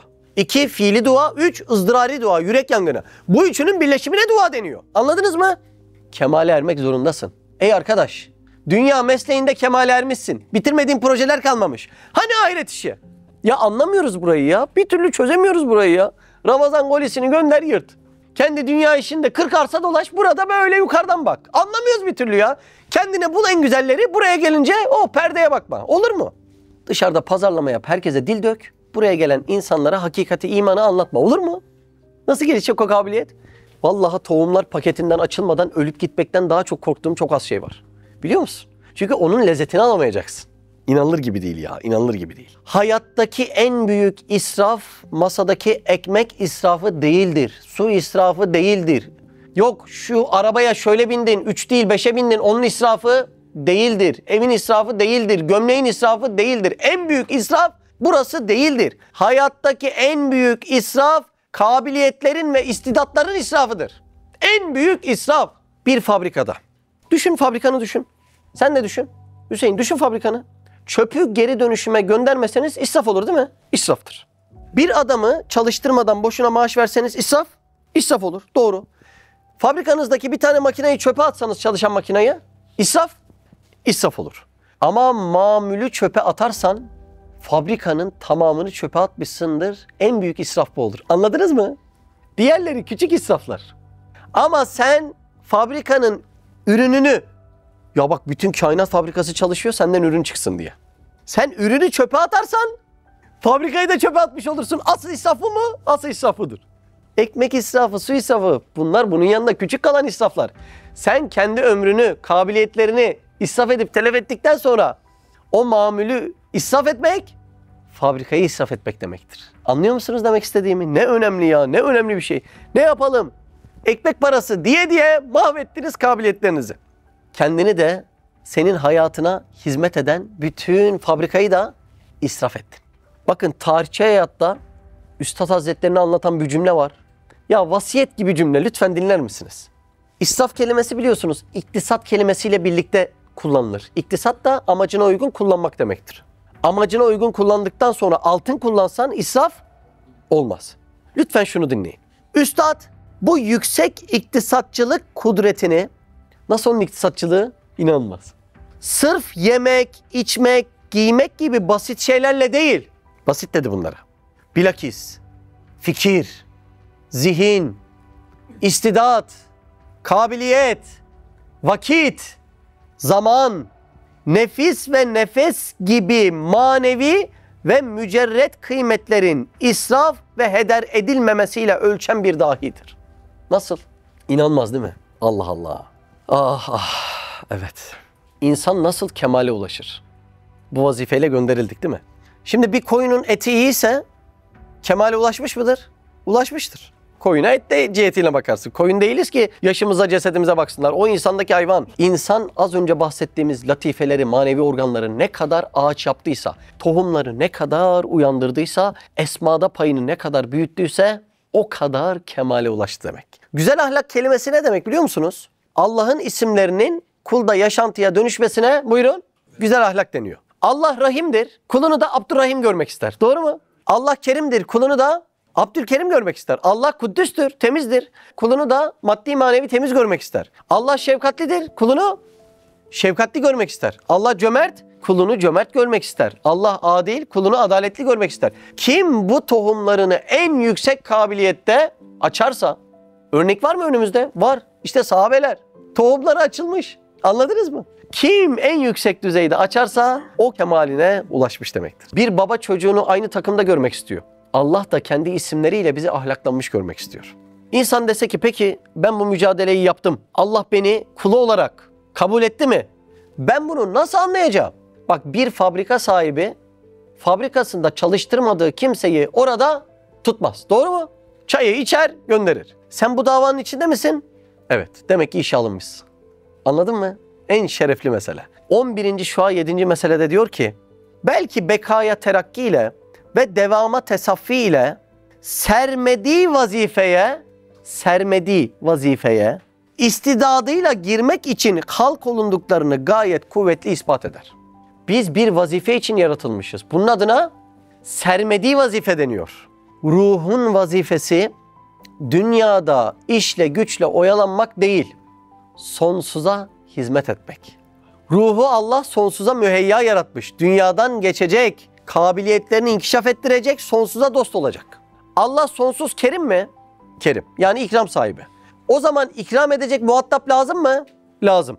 Kerim sonsuz ise ikram da sonsuzdur. İkram sonsuz ise muhatap da sonsuzdur. Demek Allah ruhunu geliştiren muhatapları sonsuzluk kadrosuna alacak. Gönderiliş vazifemize bak. Kendisine sonsuz dost alıyormuş Allah. Kimleri? Ruhunu geliştirenleri. Peki onlara ne verir? Alametleri nedir? Onlara hizmet aşkı verir. Suyu arayan ördek gibi yapar onları. Bugün izledim de ördekler kuluçkadan çıkıyor, çılgınlar gibi denize koşuyor. Yahu siz suyu nereden biliyorsunuz? Siz yüzmeyi nereden biliyorsunuz? Aynen öyle suyu arayan ördek gibi suyu buldurana kadar o adama Allah rahat nefes aldırmaz. Zaten o alameti olanlara dikkat edin. Kim Allah için sahabe gibi mücadeleye girse dünyada bunaldım burada nefes aldım der. Allah Allah. Biri dese ki şimdi ya ne vazifesi ne anlatıyorsun? Ben dünyaya lezzet için geldim. Bir de vazife tutturmuşsun gidiyorsun. Sen lezzet için geldiysen ölmemen lazım. Doğru mu? Senin lezzet için gelmediğin belli mi? Bir serçe kadar lezzetin yok senin. Bir serçe 8 katı, vücudunun 8 katı yemek yiyor. 40 kez eşiyle buluşuyor. Soğuk hava, sıcak havada kıyafetini çıkarmıyor. Çok affedersiniz, yüzünüze gül suyu. Pislerken havaya pisliyor, tertemiz kalıyor. Bizler çorabı değiştir, gömleği değiştir, sabah ayrı, akşam ayrı, dişini fırçala, o dişim sızladı, ona bakım yaptır, saçını kestir, yüzünü yıka, sabah uyan, yemeğini ye. Yine çok affedersiniz, mis gibi yemeği yiyorsun, kazurat çıkıyor. Ya böyle bir şey olabilir mi? Sen bu dünya için mi gönderildin? Sen bu dünya için gönderilmedin. Sen lezzet için hiç gönderilmedin. Sen lezzet için gönderilseydin senin ölmemen lazımdı. 25. lema 3. deva. İnsan bu dünyaya keyif sürmek ve lezzet almak için gelmediğine, mütemadiyen gelenlerin gitmesi ve gençlerin ihtiyarlaşması ve mütemadiyen zeval ve firakta yuvarlanması şahittir. Olaya bak. Mükemmel sofra kurdum, seni çağırdım Akif. Şurada da dar ağacı var. Tam yemeğe başlayacaksın. Ya o dar ağacı ne? Ya önemli değil. Yemeğini bitir de seni asacağız. İnsan o fındık fıstıktan lezzet alabilir mi ya? Mümkün mü? Mümkün değil. İnsan maddeden 2 oda bir salona sığar. Ama ruhu doymuyor.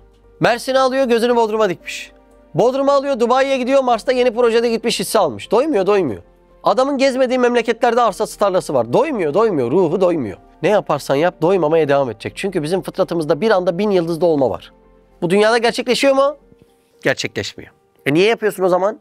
Ahiret için verilen kabiliyetlerini dünyada öldürüp ahirette hesap vermek için yapıyorsun. Çok ağır bir bedel. Dersin girişinde anlattığım birçok yer aslında Şimdi Risale-i Nur'daki cümlelerde geçecek. Ama ben şöyle başta bir rahat derleyelim diye o yüzden girişi uzun tuttum. Şimdi cümlede geçecek. Bak burayı anlatmıştık diye her birini yerine koyacağız. Başta o yüzden bir büyük resmi göstermek istedim. İnanılmaz önemli bir ders ve afaki tefekküre dalamıyorsun. Mecbur üstüne alıyorsun ders. Ya şu riske kim girebilir yani? Tekemmül etmeden, tohumlarını uyandırmadan ahirette gitmişsin, ruzi mahşerdesin yani. Ama ben çok kabiliyetli adamdım. Hepsini inşaatta kullandın, boya badana da kullandın. Hepsini yatırımlarda kullandın. Hani ahiret? Denildiğinde ne olacak yani? Bu denmeyecek mi bize? Denmeyecek mi zannediyorsunuz? Ya gerçekten inanılmaz önemli bir ders. Hasan buyur başlayalım. Bismihi Subhanehu. 23. söz 1. mebhas 4. nokta. İman insanı insan eder. Belki insanı sultan eder. Şimdi cümleler yalın gibi ama aslında biraz zahmetli cümleler. Şimdi sultan eder dediği sultanlık maneviyatta bir makam. Burada makamı bahsediyor. Alvarlı Efe'de sürekli Allah bizi insan eyleye demiş. Erzurumlu meşhur Alvarlı Efe. Cümle dediğim gibi yani basit gibi geliyor ama biraz kompleks bir cümle. Bir devam edelim. Öyleyse insanın vazife-i asliyesi iman ve duadır. Bunu az önce söyledim. Bazen ilim bazen iman deriz dedim. Yani ilim ve dua noktası. Bizim dünyada yaptığımız vazifeler caiz. Senin doktorluğun, senin yaptığın mühendislik, senin yaptığın ticaret bunlar caiz. Ama vazife-i asliye dediği iman ve dua kısmı farz kısmı. Şimdi teraziye koyalım. Yaptığımız dünya işi oranında kaliteli mi bunlar? Buyur. Var mı o kalite? Yani zihnimizde o kadar yerleşik halde mi? Kalbimize o kadar erimiş halde mi kalbimizdeki iman potasında? Şimdi bizim buraları sorgulamamız lazım. Zaten buralar ağrımıza gidiyor. Buyur devam et. Küfür insanı gayet aciz bir canavar hayvan eder. Şimdi bu cümleyi bir daha baştan okumamız lazım. Dediğim gibi yalın gözükse de bir derinlik var. Çünkü iman insanı insan eder. İlk sorduğumuz soru ben insan değil miyim? Oluyor mu olmuyor mu? O yüzden bir baştan okuyalım mı şu cümleyi? Zaten biz her hafta ya Risale-i Nur'dan cümleyi ya hadisler ya ayetler ezberliyoruz. Bu haftaki ezberimiz de buydu. Hatırlıyor musunuz? Şöyle hep birazdan alabilir miyiz? İman insanı insan eder. Belki insanı sultan eder. Öyleyse insanın vazife-i aslisi iman ve duadır. Küfür insanı gayet aciz bir canavar hayvan eder. Vallahi maşallah. Tebrik ederim hepinize. Evet Hasan baştan bir daha alalım. 4. nokta. İman insanı insan eder. Belki insanı sultan eder. Öyleyse insanın vazife-i asliyesi iman ve duadır. Küfür insanı gayet aciz bir canavar hayvan eder. Şimdi buradaki iddia çok büyük bir iddia. Çünkü iman yoksa kendini insan zanneden bir zavallıya dönüşüyor iş. Çok büyük bir iddia. O yüzden burayı bizim anlamamız lazım. Yani insan olmak ne demek? Bu kavramda bir problem var değil mi zihnimizde? Şimdi ben çok güzel bir bahçeye tohumlar eksem, sizi de misafir çağırıp bura benim misler gibi çiçek bahçem diyemem. Hepsi tohum halde. Bizim de tohumlarımız neşv-ü nema bulup açılmadıysa bize de insan denemez. Anladınız değil mi? Şimdi asıl konu o zaman tohumun açılması meselesi. Çekirdeğin içinde ağaç var mı? Var. Hangi meyveyi seviyorsanız düşünün. Muz ağacı, çilek ağacı, bak elma ağacı, armut ağacı. Benim aklım hep o Bursa'daki 600 yıllık o koca çınarda. Bir çekirdekten o nasıl çıkar? Onu anlayamadım. Halis senin favori ağacın hangisiydi? Sekoya. Sekoya. Büyüklükleri ne kadar? Abi 136 metre uzanıyor. 136 metre boy. Tır içinde dönüyormuş abi. Allah Allah. 32 metre falan dönüyor. Aman ya Rabbi. Aman ya Rabbi. Yarıçap 32 metre. Böyle bir ağaç düşünün. Küçücük bir tohumda. Çekirdeğin içinde ağaç saklı mı? Saklı. Şimdi tohumları bağ bahçeyle uğraşanlar bilir. Mesela bizim Maraş'ta kaç yıllık tohumlarda sizde ekmek yapıyorlardı? 60 yıllık tohum. Ambarda dursa bozuluyor mu? Bozulmuyor. Tohumu ambarda tutarsan bir şey olur mu? Hiçbir şey olmaz. Bozulur mu? Bozulmaz.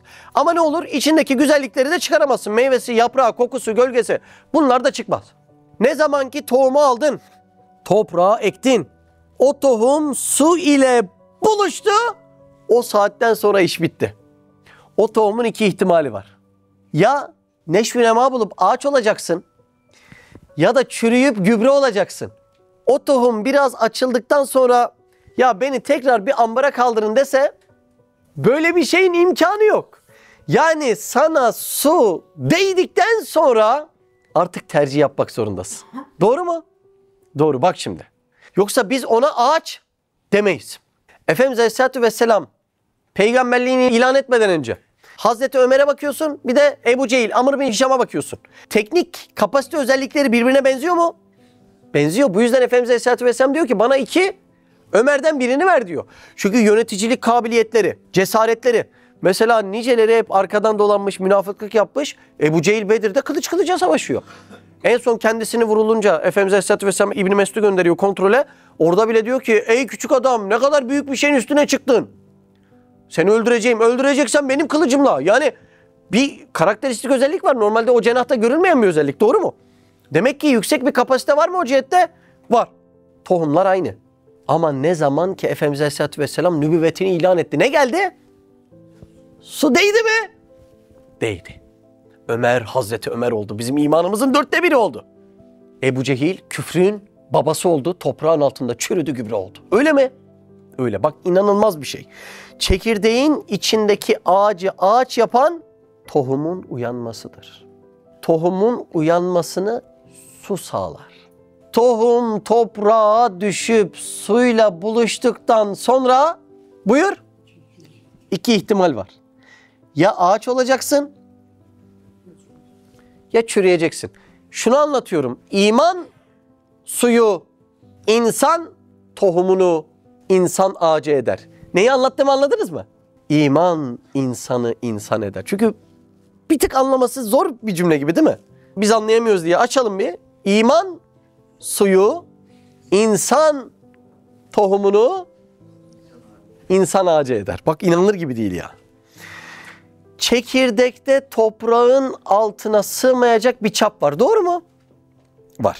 Çekirdeği çiftçi toprağın altında kalsın diye mi toprağa atıyor? Madem çiftçi toprağın üstüne çıkmasını istiyor, o zaman toprağın altına çekirdeği neden atıyor? Çünkü toprağın bir özelliği var. Maddesini manası için çürütme özelliği. Çekirdeğin maddesini çürütür. Neyi için? Mana. Mana dediğim içindeki programı. Bir çıkar içinden Bursa'daki o 600 yıllık ağaç.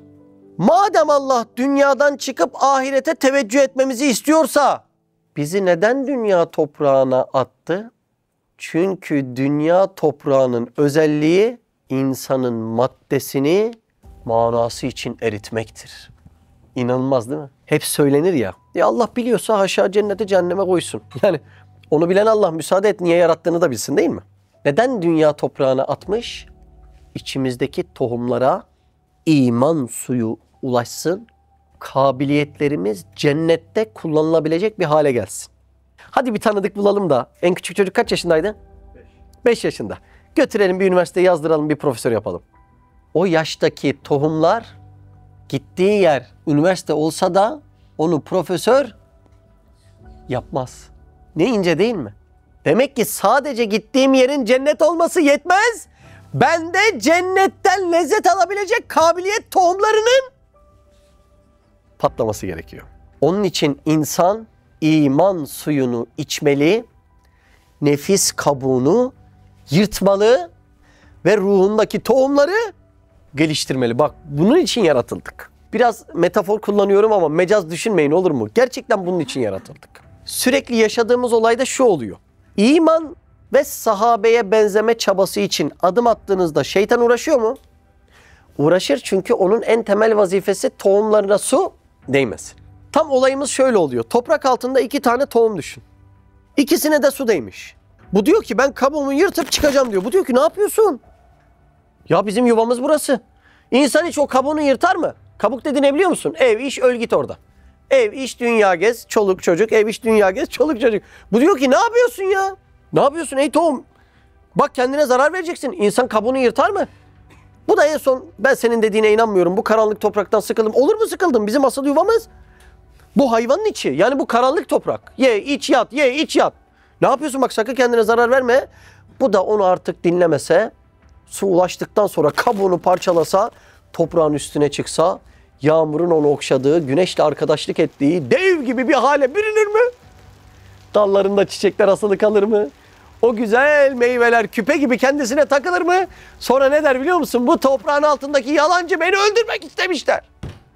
Maalesef etrafımız bu toprağın altında kaldıyan tohumlarla dolu. Maalesef. Bu da ahir zaman ne yapacaksın? Buradaki ana konu ne biliyor musunuz? Şu soruyu soralım. İzleyen, dinleyen buradaki herkes sorsun. Sana su değdi mi? Soru bu. Değdi. Bu dersler su. Su neymiş? İman dersi. Haydi bakalım. Şimdi ya biz eskiden de şöyle böyle yaşardık. Ya yaşa yaşama. Allah bazı sebepleri kullanmış. Beni, onu, şunu, videoyu, öbürünü. Bunun önemi yok. Allah sana su değdirmek istedi. Değdi mi su? Değdi. Babam madem su değdi ne artist davranıyorsun hala. Yani başka şansımız mı var bizim? He? Yani böyle bizim başka lüksümüz mü var? Madem başka lüksün yok, sana su değdikten sonra kemaline yürüyeceksin. Sana yazılan vazifeyi bulacaksın. Ya da toprağın altında gübre olup toprağa karışacaksın. Allah'ım sen bizi dünya toprağına karışıp gübre olanlardan eyleme ya Rabbim. Amin. Peki benim büyüdüğüm nasıl anlaşılır? Şimdi şu kadarcık filizlenmiş bitkiye şu kadar da su atsam yeter mi ona? Yeter. Peki bu koca ağaç olsa hala o kadar atsam yeter mi? Yetmez. Nereden belli biliyor musun? İştahından belli. Şimdi kapı açılıyor, bir hizmet çıkıyor önümüze. Birine bakıyorsun, hayatındaki en önemli bu mesele gibi saldırıyor, oradan su alacak çünkü. Öbürüne bakıyorsun, müstahni oturmuş. Çok büyük günah müstahni durmak. Çok. Müstahni oturmuş, tok tok olsa olur, olmasa olmaz, fark etmez. Hiç gayret yok, himmet yok, mücadele yok. Neden? Kapasite ufak, küçücük su ona yetiyor yani. Şimdi yetti. Ahirette ne yapacaksın sen bunları uyandırmadan? İnanılır gibi değil ya. Çok önemli mesele yani. Allah bizi gübre olmaktan kurtarsın. Bir gün bahçe sahibi sinirlense, elinde baltayla bazı ağaçları kesmeye gelse. Bizim bir tanıdık var da bahçesinde ağaçlar meyve vermiyor o yıl. Bu da sinirleniyor. Şu elmayı mı kessem, bu kirazı mı? Yani onu düşünüyor. Şimdi bahçe sahibi bazen meyve almayınca sinirlenir mi? Sinirlenir. Bahçe sahibi sinirlense, elinde balta bizim ağacı kesmeye gelse. Tam o anda geldiğinde görse ki bu ağaçta meyveler asılı. Ne der? Bunu kesmeye kıyamam der. O yüzden ürün çıkaralım. İnsanların gönüllerine girelim. Onlara hakikat anlatalım. Adam yetiştirelim. Hizmet için projelerimiz olsun ki bu bahçenin sahibi bize kıymasın, kesmeye kıyamasın. Biz hiç meyve vermezsek bahçe sahibi ne yapar? Elinde baltayla o kiraz ağacına bir çizik atar. Öbür dönem bir çizik daha, üçüncü de çizik değil, vurur alır boynunu. Allah'ın bize rahmet etmesini istiyorsak hep ürün vermemiz lazım. Benim böyle bir parça böyle hissettiğim dönemlerde Kur'an, Cevşen, Risale, dua, namaz kendi çapında herkes gibi böyle ufak sarılıyorum, diyorum ki eyvah diyorum, eyvah. Ya korkuyorum yani, Allah atacak mı köşeye diye. Diyorum biraz meyve vereyim de kıymaz belki. Anladın mı? Dallarında yemiş görse kıyar mı? Kıymaz değil mi? Hemen diyorum aman hemen meyve verelim. Şimdi sen kendini unutup arkadaşınla ilgilensen. Der ki bu meyve veriyor. Sen ilim derinleşip de başkalarına yetişsen. Bu meyve veriyor der. Sen hizmetin bir derdiyle dertlensen. Ya bir derdi. Zaten bir derdi bine bedel yani. Orada 15 dönüm duruyor. Herkes müteahhit, herkes elektrikçi, herkes inşaatçı, biz uğraşıyoruz. Yani ben şikayet etmiyorum, çok da mutluyum. Kendi tohumlarımı geliştiriyorum. Ama karşıdaki adam niye yapmıyor diye bir üzüntü duyuyorum yani. Ya benim ihtiyacım var, senin mi ihtiyacın yok yani mübarek adam? Yani anlamıyoruz, kemalimize çıkmak zorundayız. Kendi kabiliyetlerimizi geliştirmek zorundayız. Herkes bir cihette kendi ahiretine yapıyor yani. Keşke anlayabilsek. O tohumlar uyanınca insan cennet bahçesine döner. Yanındaki insan der, benim ruhum bunun yanında nefes aldı. Bütün sıkıntılarımı bunun yanında unuttum. Oluyor değil mi böyle arkadaşlarımız? Sahabe o yüzden Efendimiz Aleyhisselatü Vesselam'ın yanından ayrılmak istemiyor. Ne var orada?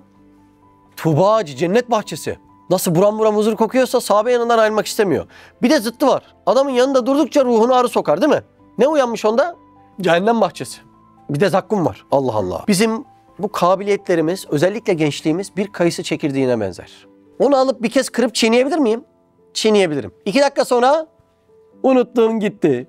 Yani varlığı yokluğu belli değil. Niye? O çekirdeğin içinde bir orman yattığını unuttun çünkü. Ama ben onu eksem, toprakta bekletsem, sulasam, güneşletsem benim artık ahiret ormanım olur. Bizim gençliğimiz o kayısı çekirdeği gibi bir çekirdek. Hazreti Ömer'i düşünün. Efendimiz Aleyhisselatü Vesselam'ı öldürmeye geliyor. Ama suyla buluşunca tohumları uyanıyor. Hazreti Ömer oluyor. İmanımızın 1/4 koca çınar. İnanılır gibi değil. Demek ki bizim tohumlarımızın uyanmaya ve büyümeye ihtiyacı var. Uyanınca çok farklı oluyor. Bir gün öyle zamanda derslere gelen kardeşler eski gayrimeşru hayattan. madde falan da kullanıyorlar. O dönemlerde böyle gelip gidiyorlar, olayları anlamaya çalışıyorlar. Kapıda da bir tane hacı abi yakalamış bunları. Demiş siz namaz kılıyor musunuz? Yok demiş kılmıyoruz. Allah Allah demiş. Siz demiş neden kılmıyorsunuz? Hocanız size demiş namaz kılın demiyor mu? Yok demiyor demiş. Olur mu böyle şey, namazsız olur falan demiş. Hacı emmi sen çok yüklenme istersen. Şimdi adamlar zaten olayı anlamaya çalışıyor. Sen bir de ona daha dakika bir namaz yükünü yüklüyorsun. Adam daha orayı çözememiş. Daha sonra bunlar dersi dinle bunların tohumlarına su gitti. Bir uyandı. Yani adamın canını al, namazını alma. Öyle namaz aşığına dönüştü bu insanlar. Ve diyorlar ki, şimdi mahcup oluyor insan. Allah'ın o verdiği nimetleri fark edince, keşfedince, meğer diyor mantar gibi yaşamışız diyor. Allah'ın üstümüzde ne nimetleri varmış diyor. Uyanması lazım işte. Uyanınca böyle oluyor. Ama nefse bıraksan, tohumlar uyanmasa, azizim kaliteli yaşamayı çok severim. Çorba için Antep'e, köfte için Bursa'ya giderim. Değil mi? Bir arkadaş öyle dedi. Dedim namaz için de Kabe'ye gider misin? Hı? Böyle. Sen o zaman o kaliteyi geçeceksin değil mi? Nefsin peşinden kilometrelerce git, Allah için gitme. Ayıp oluyor değil mi? Benim hep yaşadığım olay yani. Allah bizi de zayi etmesin, başkasını da. Belki bazı şeylere haddimiz yok ama dayanamıyorum yani. Geçen kahvaltıya gittik. Güzel yeşillik bir yere. Orada kardeş de izliyormuş videoları. Ya şöyle izliyorum, böyle izliyorum. Alttan istiyorum, üstten istiyorum. Mübarek izliyorsan gel. Vaktimiz mi var bizim? Ya dedim utanmıyor musun ya? Yani Allah Azze ve Celle'ye böyle bir şey söylemeye, yani bizim oraya gelme şart değil bu arada. Ya ama senin kabiliyetlerini bir pazarda satmak zorundasın. Öyle mi? İstikametli bir yere git nereyse yani. Orası gıybet olmayan, dedikodu olmayan, iftiralar, şunlar bunlar olmayan, git istikametli bir yere ya. Yani utanmıyor musun ya? Biz çalışmaya gelmedik. O başkalarının vazifesi. Az önce derste söyledim. Yani hakaret amaçlı söylemiyorum. Sabah akşam çalışma o hayvanın vazifesi. Ya da kafir ve sefilerin vazifesi. Bizim vazifemiz o değil. Bizim vazifemiz ilim ve dua ile mükemmelleşmek. Ya inanılmaz bir ders ya. Çünkü insan bir yemeğe, gezmeye gittiğinde sadece midesini götürmüyor değil mi? Sadece midemi Antep'e götürsem problem yok. Ruhumu götürüyorum. Öyle mi? Aklımı götürüyorum. Kalbimi götürüyorum. Bak kumandanları götürüyorsun. Ya bütün mahalleyi topladın. Nereye gittin? Köfte yemeye. Kafana düşsün o köfte. Ya ömür böyle gidiyor ve ölüyoruz ya. Ölüyoruz ya. Geçen bir açtım, 38 yaşında biri halı sahada kalp krizi geçirdi, vefat etti. Ben tanımıyorum tabii, Allah rahmet eylesin. Kim halı sahaya birazdan öleceğim şuuruyla gider ki? Ya öleceğiz biz ya. Bu tohumlar paketten açılmadan sen ne elde edeceğini zannediyorsun ya? Vallahi inanılır gibi değil ya. Atın arpasını kaliteli seç, efendiyi ihmal et. Bununla da övün. Atı çok iyi besliyorum. Antep'te çorba, Bursa'da köfte. Atı çok iyi beslerim. Efendi, ilim ve dua dediği bu. Bilmiyoruz ki, oranın farkında değiliz yani. Dersin en önemli parçası burasıydı. Çünkü iman insanı insan eder meselesi tohumun uyanmasına vabeste bir konu. Bunu anlatmak istedim. Anlaşıldı mı acaba? O zaman ben bu dersi de 5'e böldüm. 2'ye geçelim. Şu meselenin binler delillerinden yalnız hayvan ve insanın dünyaya gelmelerindeki farkları o meseleye vazıh bir delildir ve bir bürhanı katıdır. Ya bak çok çarpıcı bir yaklaşım. Çok çarpıcı. İnsanın vazifesi nedir diye soruyorsunuz. Cevap olarak bir bakalım hayvanın vazifesi neymiş, farklarından anlayalım diye cevap geliyor. Garip değil mi? Şu an kainattaki en büyük deliller insan, hayvan, nebatat bunlar değil mi? En çok bunlar. Yani çok orijinal bir yaklaşım değil mi ya? İnsanın vazifesine bir masaya yatırın diyorsunuz. Cevap şu geliyor. Durun bir mevcudata bakalım. Oradan insanın vazifesini anlayalım. Baktık, anladınız mı peki? Anladım. Bütün mevcudat mükemmel gönderilmiş. Öyle mi? Arı örneğini unutmayın. Hepsi mükemmel mi? Mükemmel. İnsan öyle mi? Yok. Benden ne bekliyorsun ya Rab? Mükemmellik. Kemale ereceksin. Peki ya Rab nasıl ereyim kemale? İman ve dua ile. İnanılmaz çarpıcı bir yaklaşım. Evet, buyurun.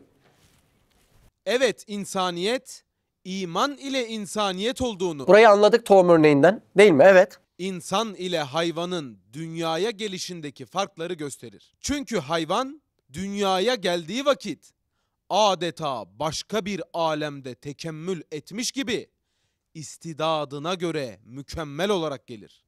Yani gönderilir. Şimdi küçücük hayvanlar doğar doğmaz yürümeye başlıyor değil mi? Arı gözünü açıyor. Hangi çiçeğe gideceğini biliyor mu? Biliyor. Küçücük karınca ne yiyeceğini biliyor mu? Biliyor. Sen küçükken biliyor muydun ne yiyeceğini? Yani anamız orada rahmet başımızda dikelmese değil mi? Ya acizliğe bak. Ama ondaki mükemmelliğe bak. Karınca yavrusu mükemmel.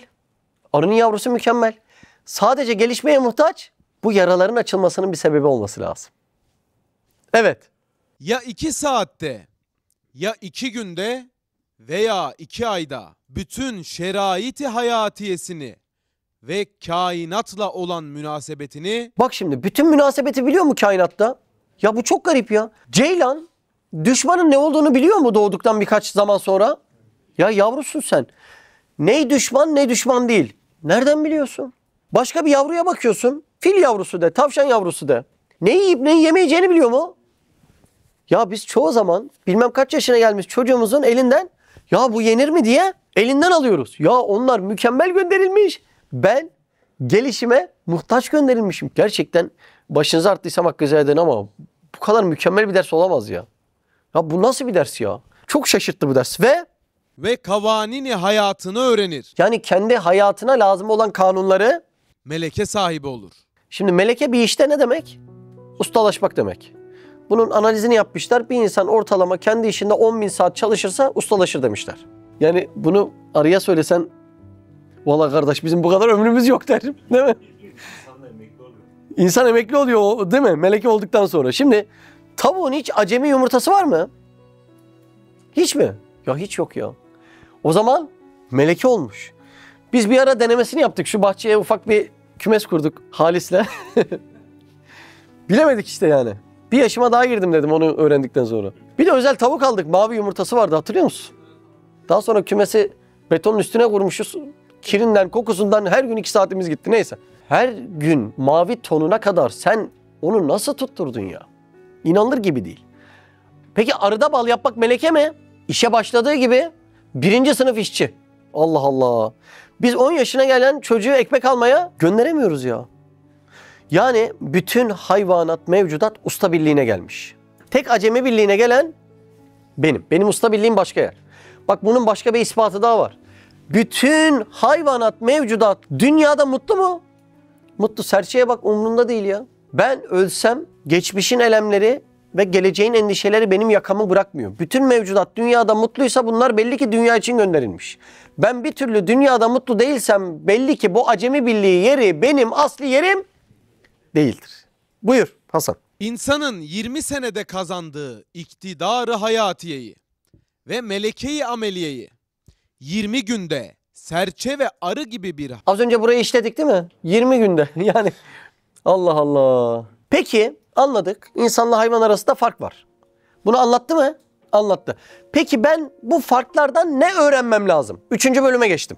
demek hayvanın vazife-i asliyesi taallümle tekemmül etmek değildir. Yani hayvan ilim alıp gelişeyim, kendimi mükemmel hale getireyim.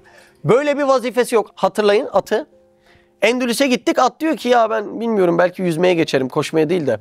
Yani böyle bir vazifesi olsa dünya birbirine karışır. Böyle bir vazifesi hayvanın yok. Evet. Ve marifet kesbetmekle terakki etmek değildir. Yani biraz daha kendimi geliştirip terakki edeyim böyle bir vazife. Bu da yok. Yani inek diyor mu artık çikolatalı süt verme vakti geldi size. Arı şey diyor mu ya bal nereye kadar size biraz da reçel yapalım. Böyle bir terakki onlarda vazife. Niye değil? Mükemmel gönderildiler. Evet. Ve aczini göstermekle medet istemek, dua et. Ya burası inanılmaz ya. Hayvanlar yardım istiyor mu? Yok. Dua ediyorlar mı? Hayır. Bunlar vazifesi değil. Bak şimdi.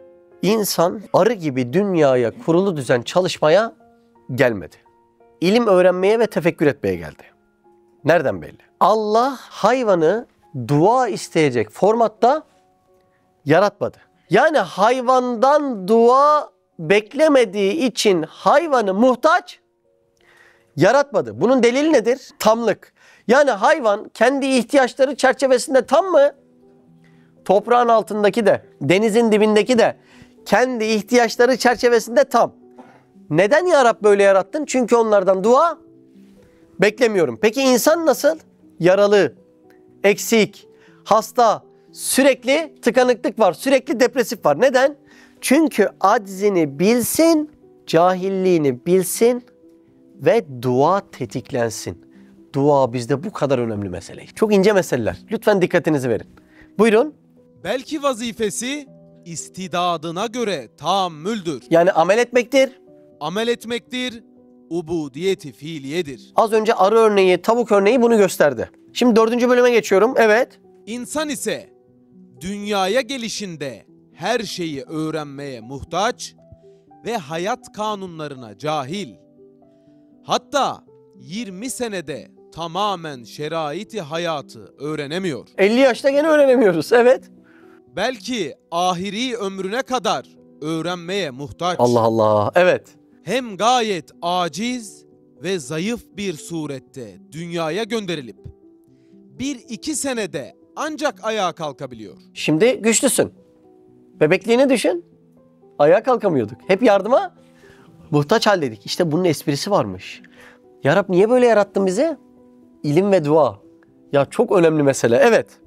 15 senede ancak zarar ve menfaati fark eder. İşte burada fıkıh devreye girdi. O yüzden 15 yaşından sonra mesulüz. Çünkü 15'e kadar daha olayı anlayamıyoruz biz. Ceylan yavrusuna bak. 15 günde aslandan kaçıyor. Ördek yavrusuna bak. Ya 15 dakikada denize giriyor. Biz 15'e kadar olayı anlayamıyoruz. Neredeyim, niye geldim, niye gönderildim? Bu yüzden de 15'e kadar günah yazılmıyor. Evet. Hayatı beşeriyenin muavenetiyle Muavenet. Yardım. ancak menfaatlerini celp ve zararlardan sakınabilir. Bak ancak yardımla. Yani o kadar yardıma bu cihette muhtacım ki çocukluktan. Bugün ormana insan yavrusuyla birlikte 2-3 şeyin daha yavrusunu koyun. Maymun yavrusu, kedi yavrusu, tavşan yavrusu. İlk hangisi hayatta kalmayı başaramaz? İnsan yavrusu. O kadar aciziz. Diğerleri birkaç dakika içerisinde her şeyi çözüyor.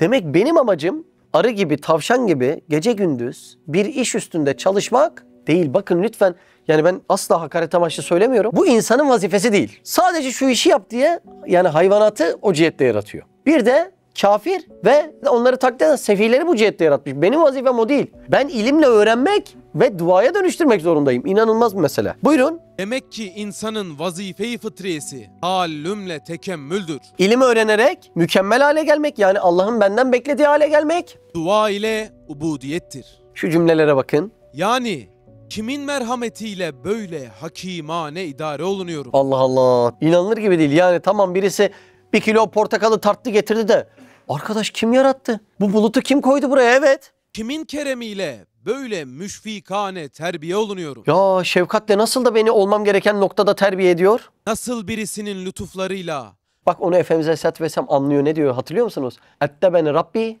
ve ahsene te'dibi. Rabbim beni terbiye etti. Ne de güzel terbiye etti diye. Ya bu işte yani. Evet. nasıl birisinin lütuflarıyla böyle nazinane besleniyorum ve idare ediliyorum? Hayvan bunları tefekkür eder mi?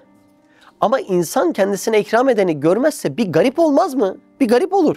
Başımdan aşağı yağmur yağdıran kim? Daldan zeytin bitiren kim? Damladan bana bebek veren kim?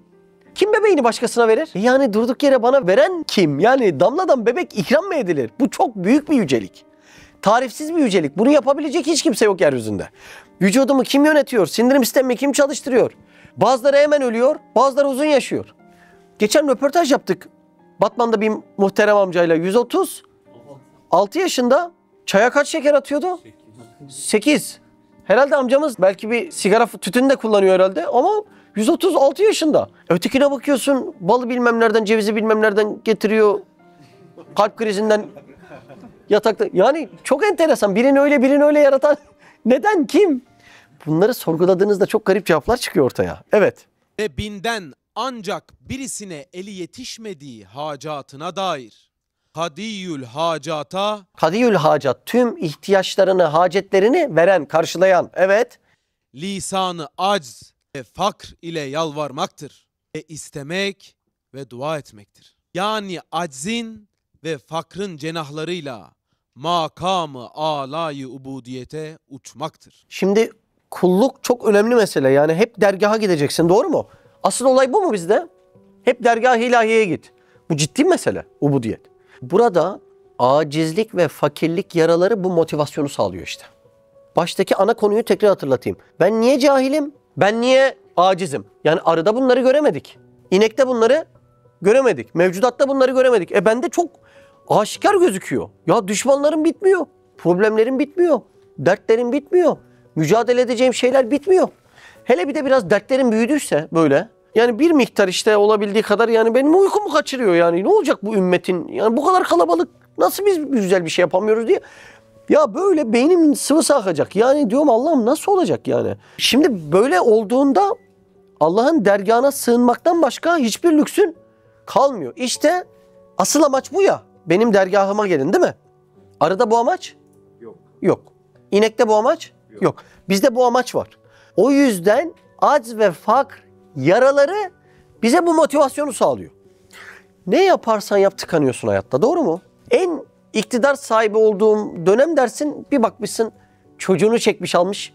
Yara açılıyor yani, ötesi var mı şimdi? Dayanamıyoruz ki buna. Kuş gibi kalp var. İşte buradaki asıl amaç benim dergahıma sürekli yönelmen gerekiyor. Bunların hiçbirisiyle tek başına baş edemezsin.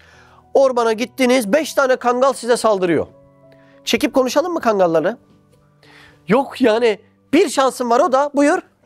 Çobanı bulmak. Çobanı bulursan, acizliğini ve fakirliğini onun dergahına sunabilirsen bir ıslıkla hepsini üstünden alacak. Bir ıslıkla. Allah Allah, Allah Allah. Bak, bir gün birisi dedi ki, hocam dedi, Allah dedi şeytana engel olamaz mı? Ya olsun da saldırmasın bize dedi yani. Çünkü bunun niyeti belli, bizi cehenneme attırmak istiyor. Allah diyor şeytana engel olamaz mı? Dedim ki olurdu. Hatta istese şeytanı hiç yaratmazdı. Ama dedim ki şeytanı üstümüze salan bizzat Allah. Allah Allah. Neden dedi, bizi sevmiyor mu dedi ya. Şimdi dedi birisi dedi çoban köpeklerini benim üstüme saldırsa belli ki beni sevmiyordur dedi. Allah Allah. Ondan değil, daha çok sevdiği için. Sadece kendisi sevdiği için. Onun şerrinden dergah-ı ilahiyeye koşman için. Allah Allah. Sen uzun süredir gelmedin. Dergah-ı ilahiyeye gelmen lazım. Sana memur gönderdi. İşte o memur şeytan oldu. Anladınız mı neden üstümüze salınmış? Çok enteresan. Ve bununla asla insan tek başıyla baş etmesi mümkün değil. Mecbur dergah-ı ilahiyeye sığınacaksın. Bu inanılmaz bir hal. Yani bu hali anlamak için biraz anne şefkatinin yüksek olması lazım. Anne şefkati yaramazlık yapan çocuğa bazen şefkat tokadıyla okşar. Ama tokadı yiyen çocuk döner yine annesinin şefkatli sinesine sığınır. İşte şefkatteki payımız artsa biz olayı da daha net anlayacağız. Allah kalbimizin içini bizi o kadar seviyor ki kendisinden başkasına koşmamamız için bütün sebepleri etrafında o cihetlerde yaratıyor. Ve bunu anlayalım diye 2 tane motivasyon olarak aç ve fakr yaraları ile bizi kuşatmış. Külliyatın bir yerinde geçiyor. Bir de naks var. Onu da unutmayalım. Naks, nakıslık, bizdeki kusur, bizdeki eksikler. Neden var bunlar? Dergaha koşmamız için. Evet, Demek insan bu aleme ilim ve dua vasıtasıyla tekemmül etmek için gelmiştir. Allah Allah, inanılmaz. 5. bölüme geçiyoruz. Mahiyet ve istidat itibarıyla her şey ilme bağlıdır. Mahiyet eşyanın ilmi ilahideki yeri demektir. O yaratılınca da mahiyetten hakikate döner. Evet. Ve bütün ulûmu hakikiyenin esası ve madeni ve nuru ve ruhu marifetullah'tır. Ve onun üssül esası da imanı billah'tır. Hem insan nihayetsiz acziyle, nihayetsiz beliyata maruz ve hadsiz adanın hucumuna müptela ve nihayetsiz fakrıyla beraber. Bak, zaten acizim. Bir de nihayetsiz belalar geliyor. Ve hadsiz adanın ada. Bir de hadsiz düşmanlar geliyor. Onların hücumlarına müptela ve nihayetsiz fakrıyla beraber nihayetsiz hacata giriftar. Yani hem fakirim hem de o kadar ihtiyacım var. Ve nihayetsiz metalibe muhtaç olduğundan vazife-i asliye fıtriyesi imandan sonra duadır. Cümle çok önemli. Bugünün en önemli konularından biri. İman ve dua demedi. Ne dedi? İmandan sonra dua dedi. Aman aman aman aman. O ne demek öyle ya? Şimdi bak şu belalar meselesini bir anlatmam lazım. Elinde bir makine var ve ne işe yaradığını bilmiyorsun. Ne yaparsın? Masaya yatırır incelersin. Şu insan makinesini yatıralım mı masaya? Yatıralım ve inceleyelim.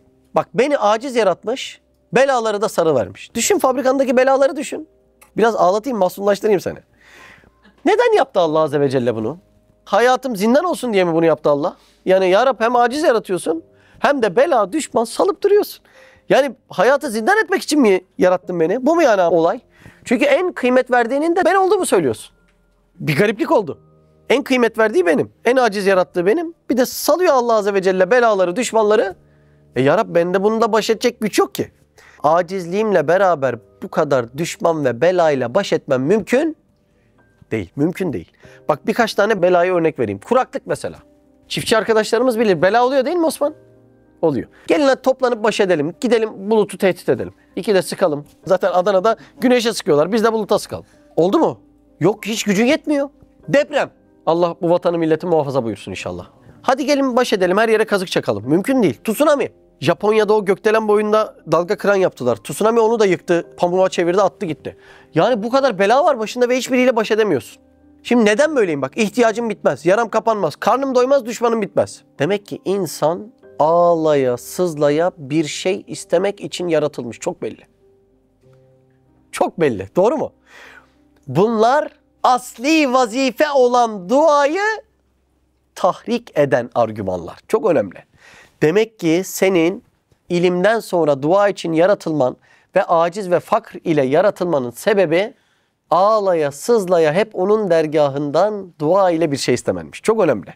Peki bir de şurası çok önemli. İmandan sonra dua ne demek? Neden imandan sonra dua dedi de neden iman ve dua demedi?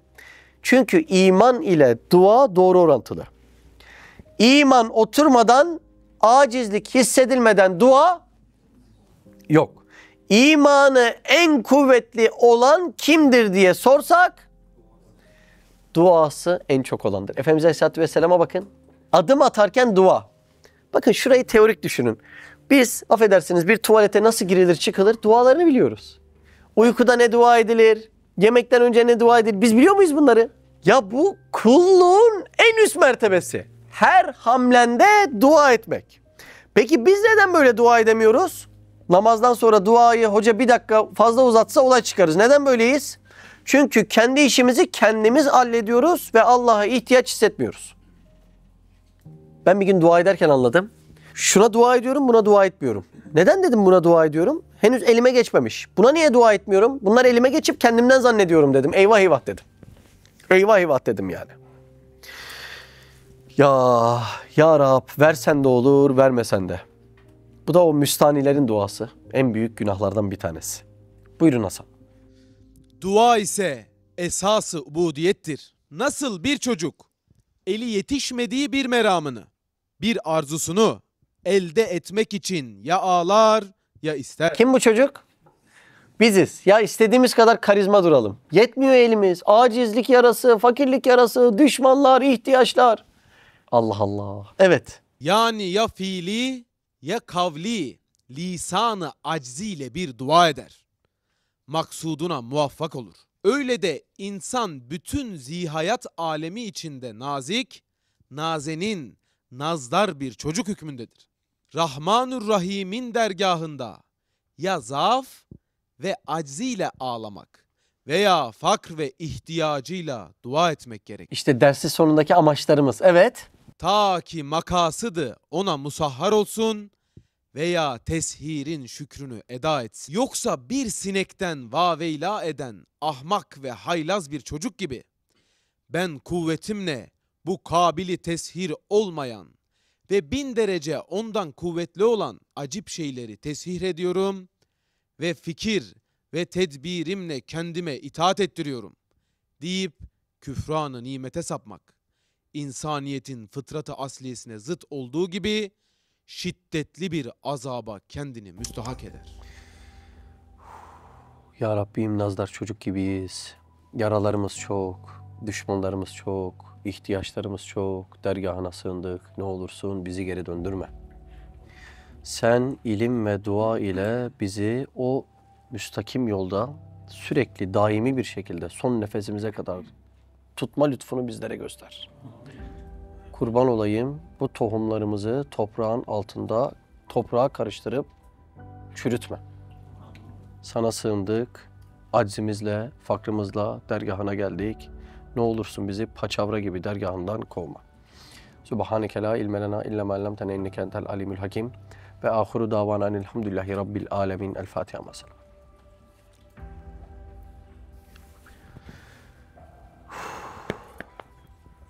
Çok önemli bir ders. Zaman bunlar için yaratıldı. Anladınız değil mi? İlim için, dua için. Kıymetini bilmek lazım yani. Bu dersler çok önemli, çok kıymetli dersler. Çok. Evet. Siz de Hayalhanem'in yurt içi ve yurt dışı projelerine destek olmak için buradaki linke tıklayarak online bağışta bulunabilir veya aşağıdaki iletişim numaralarından bizlere ulaşabilirsiniz.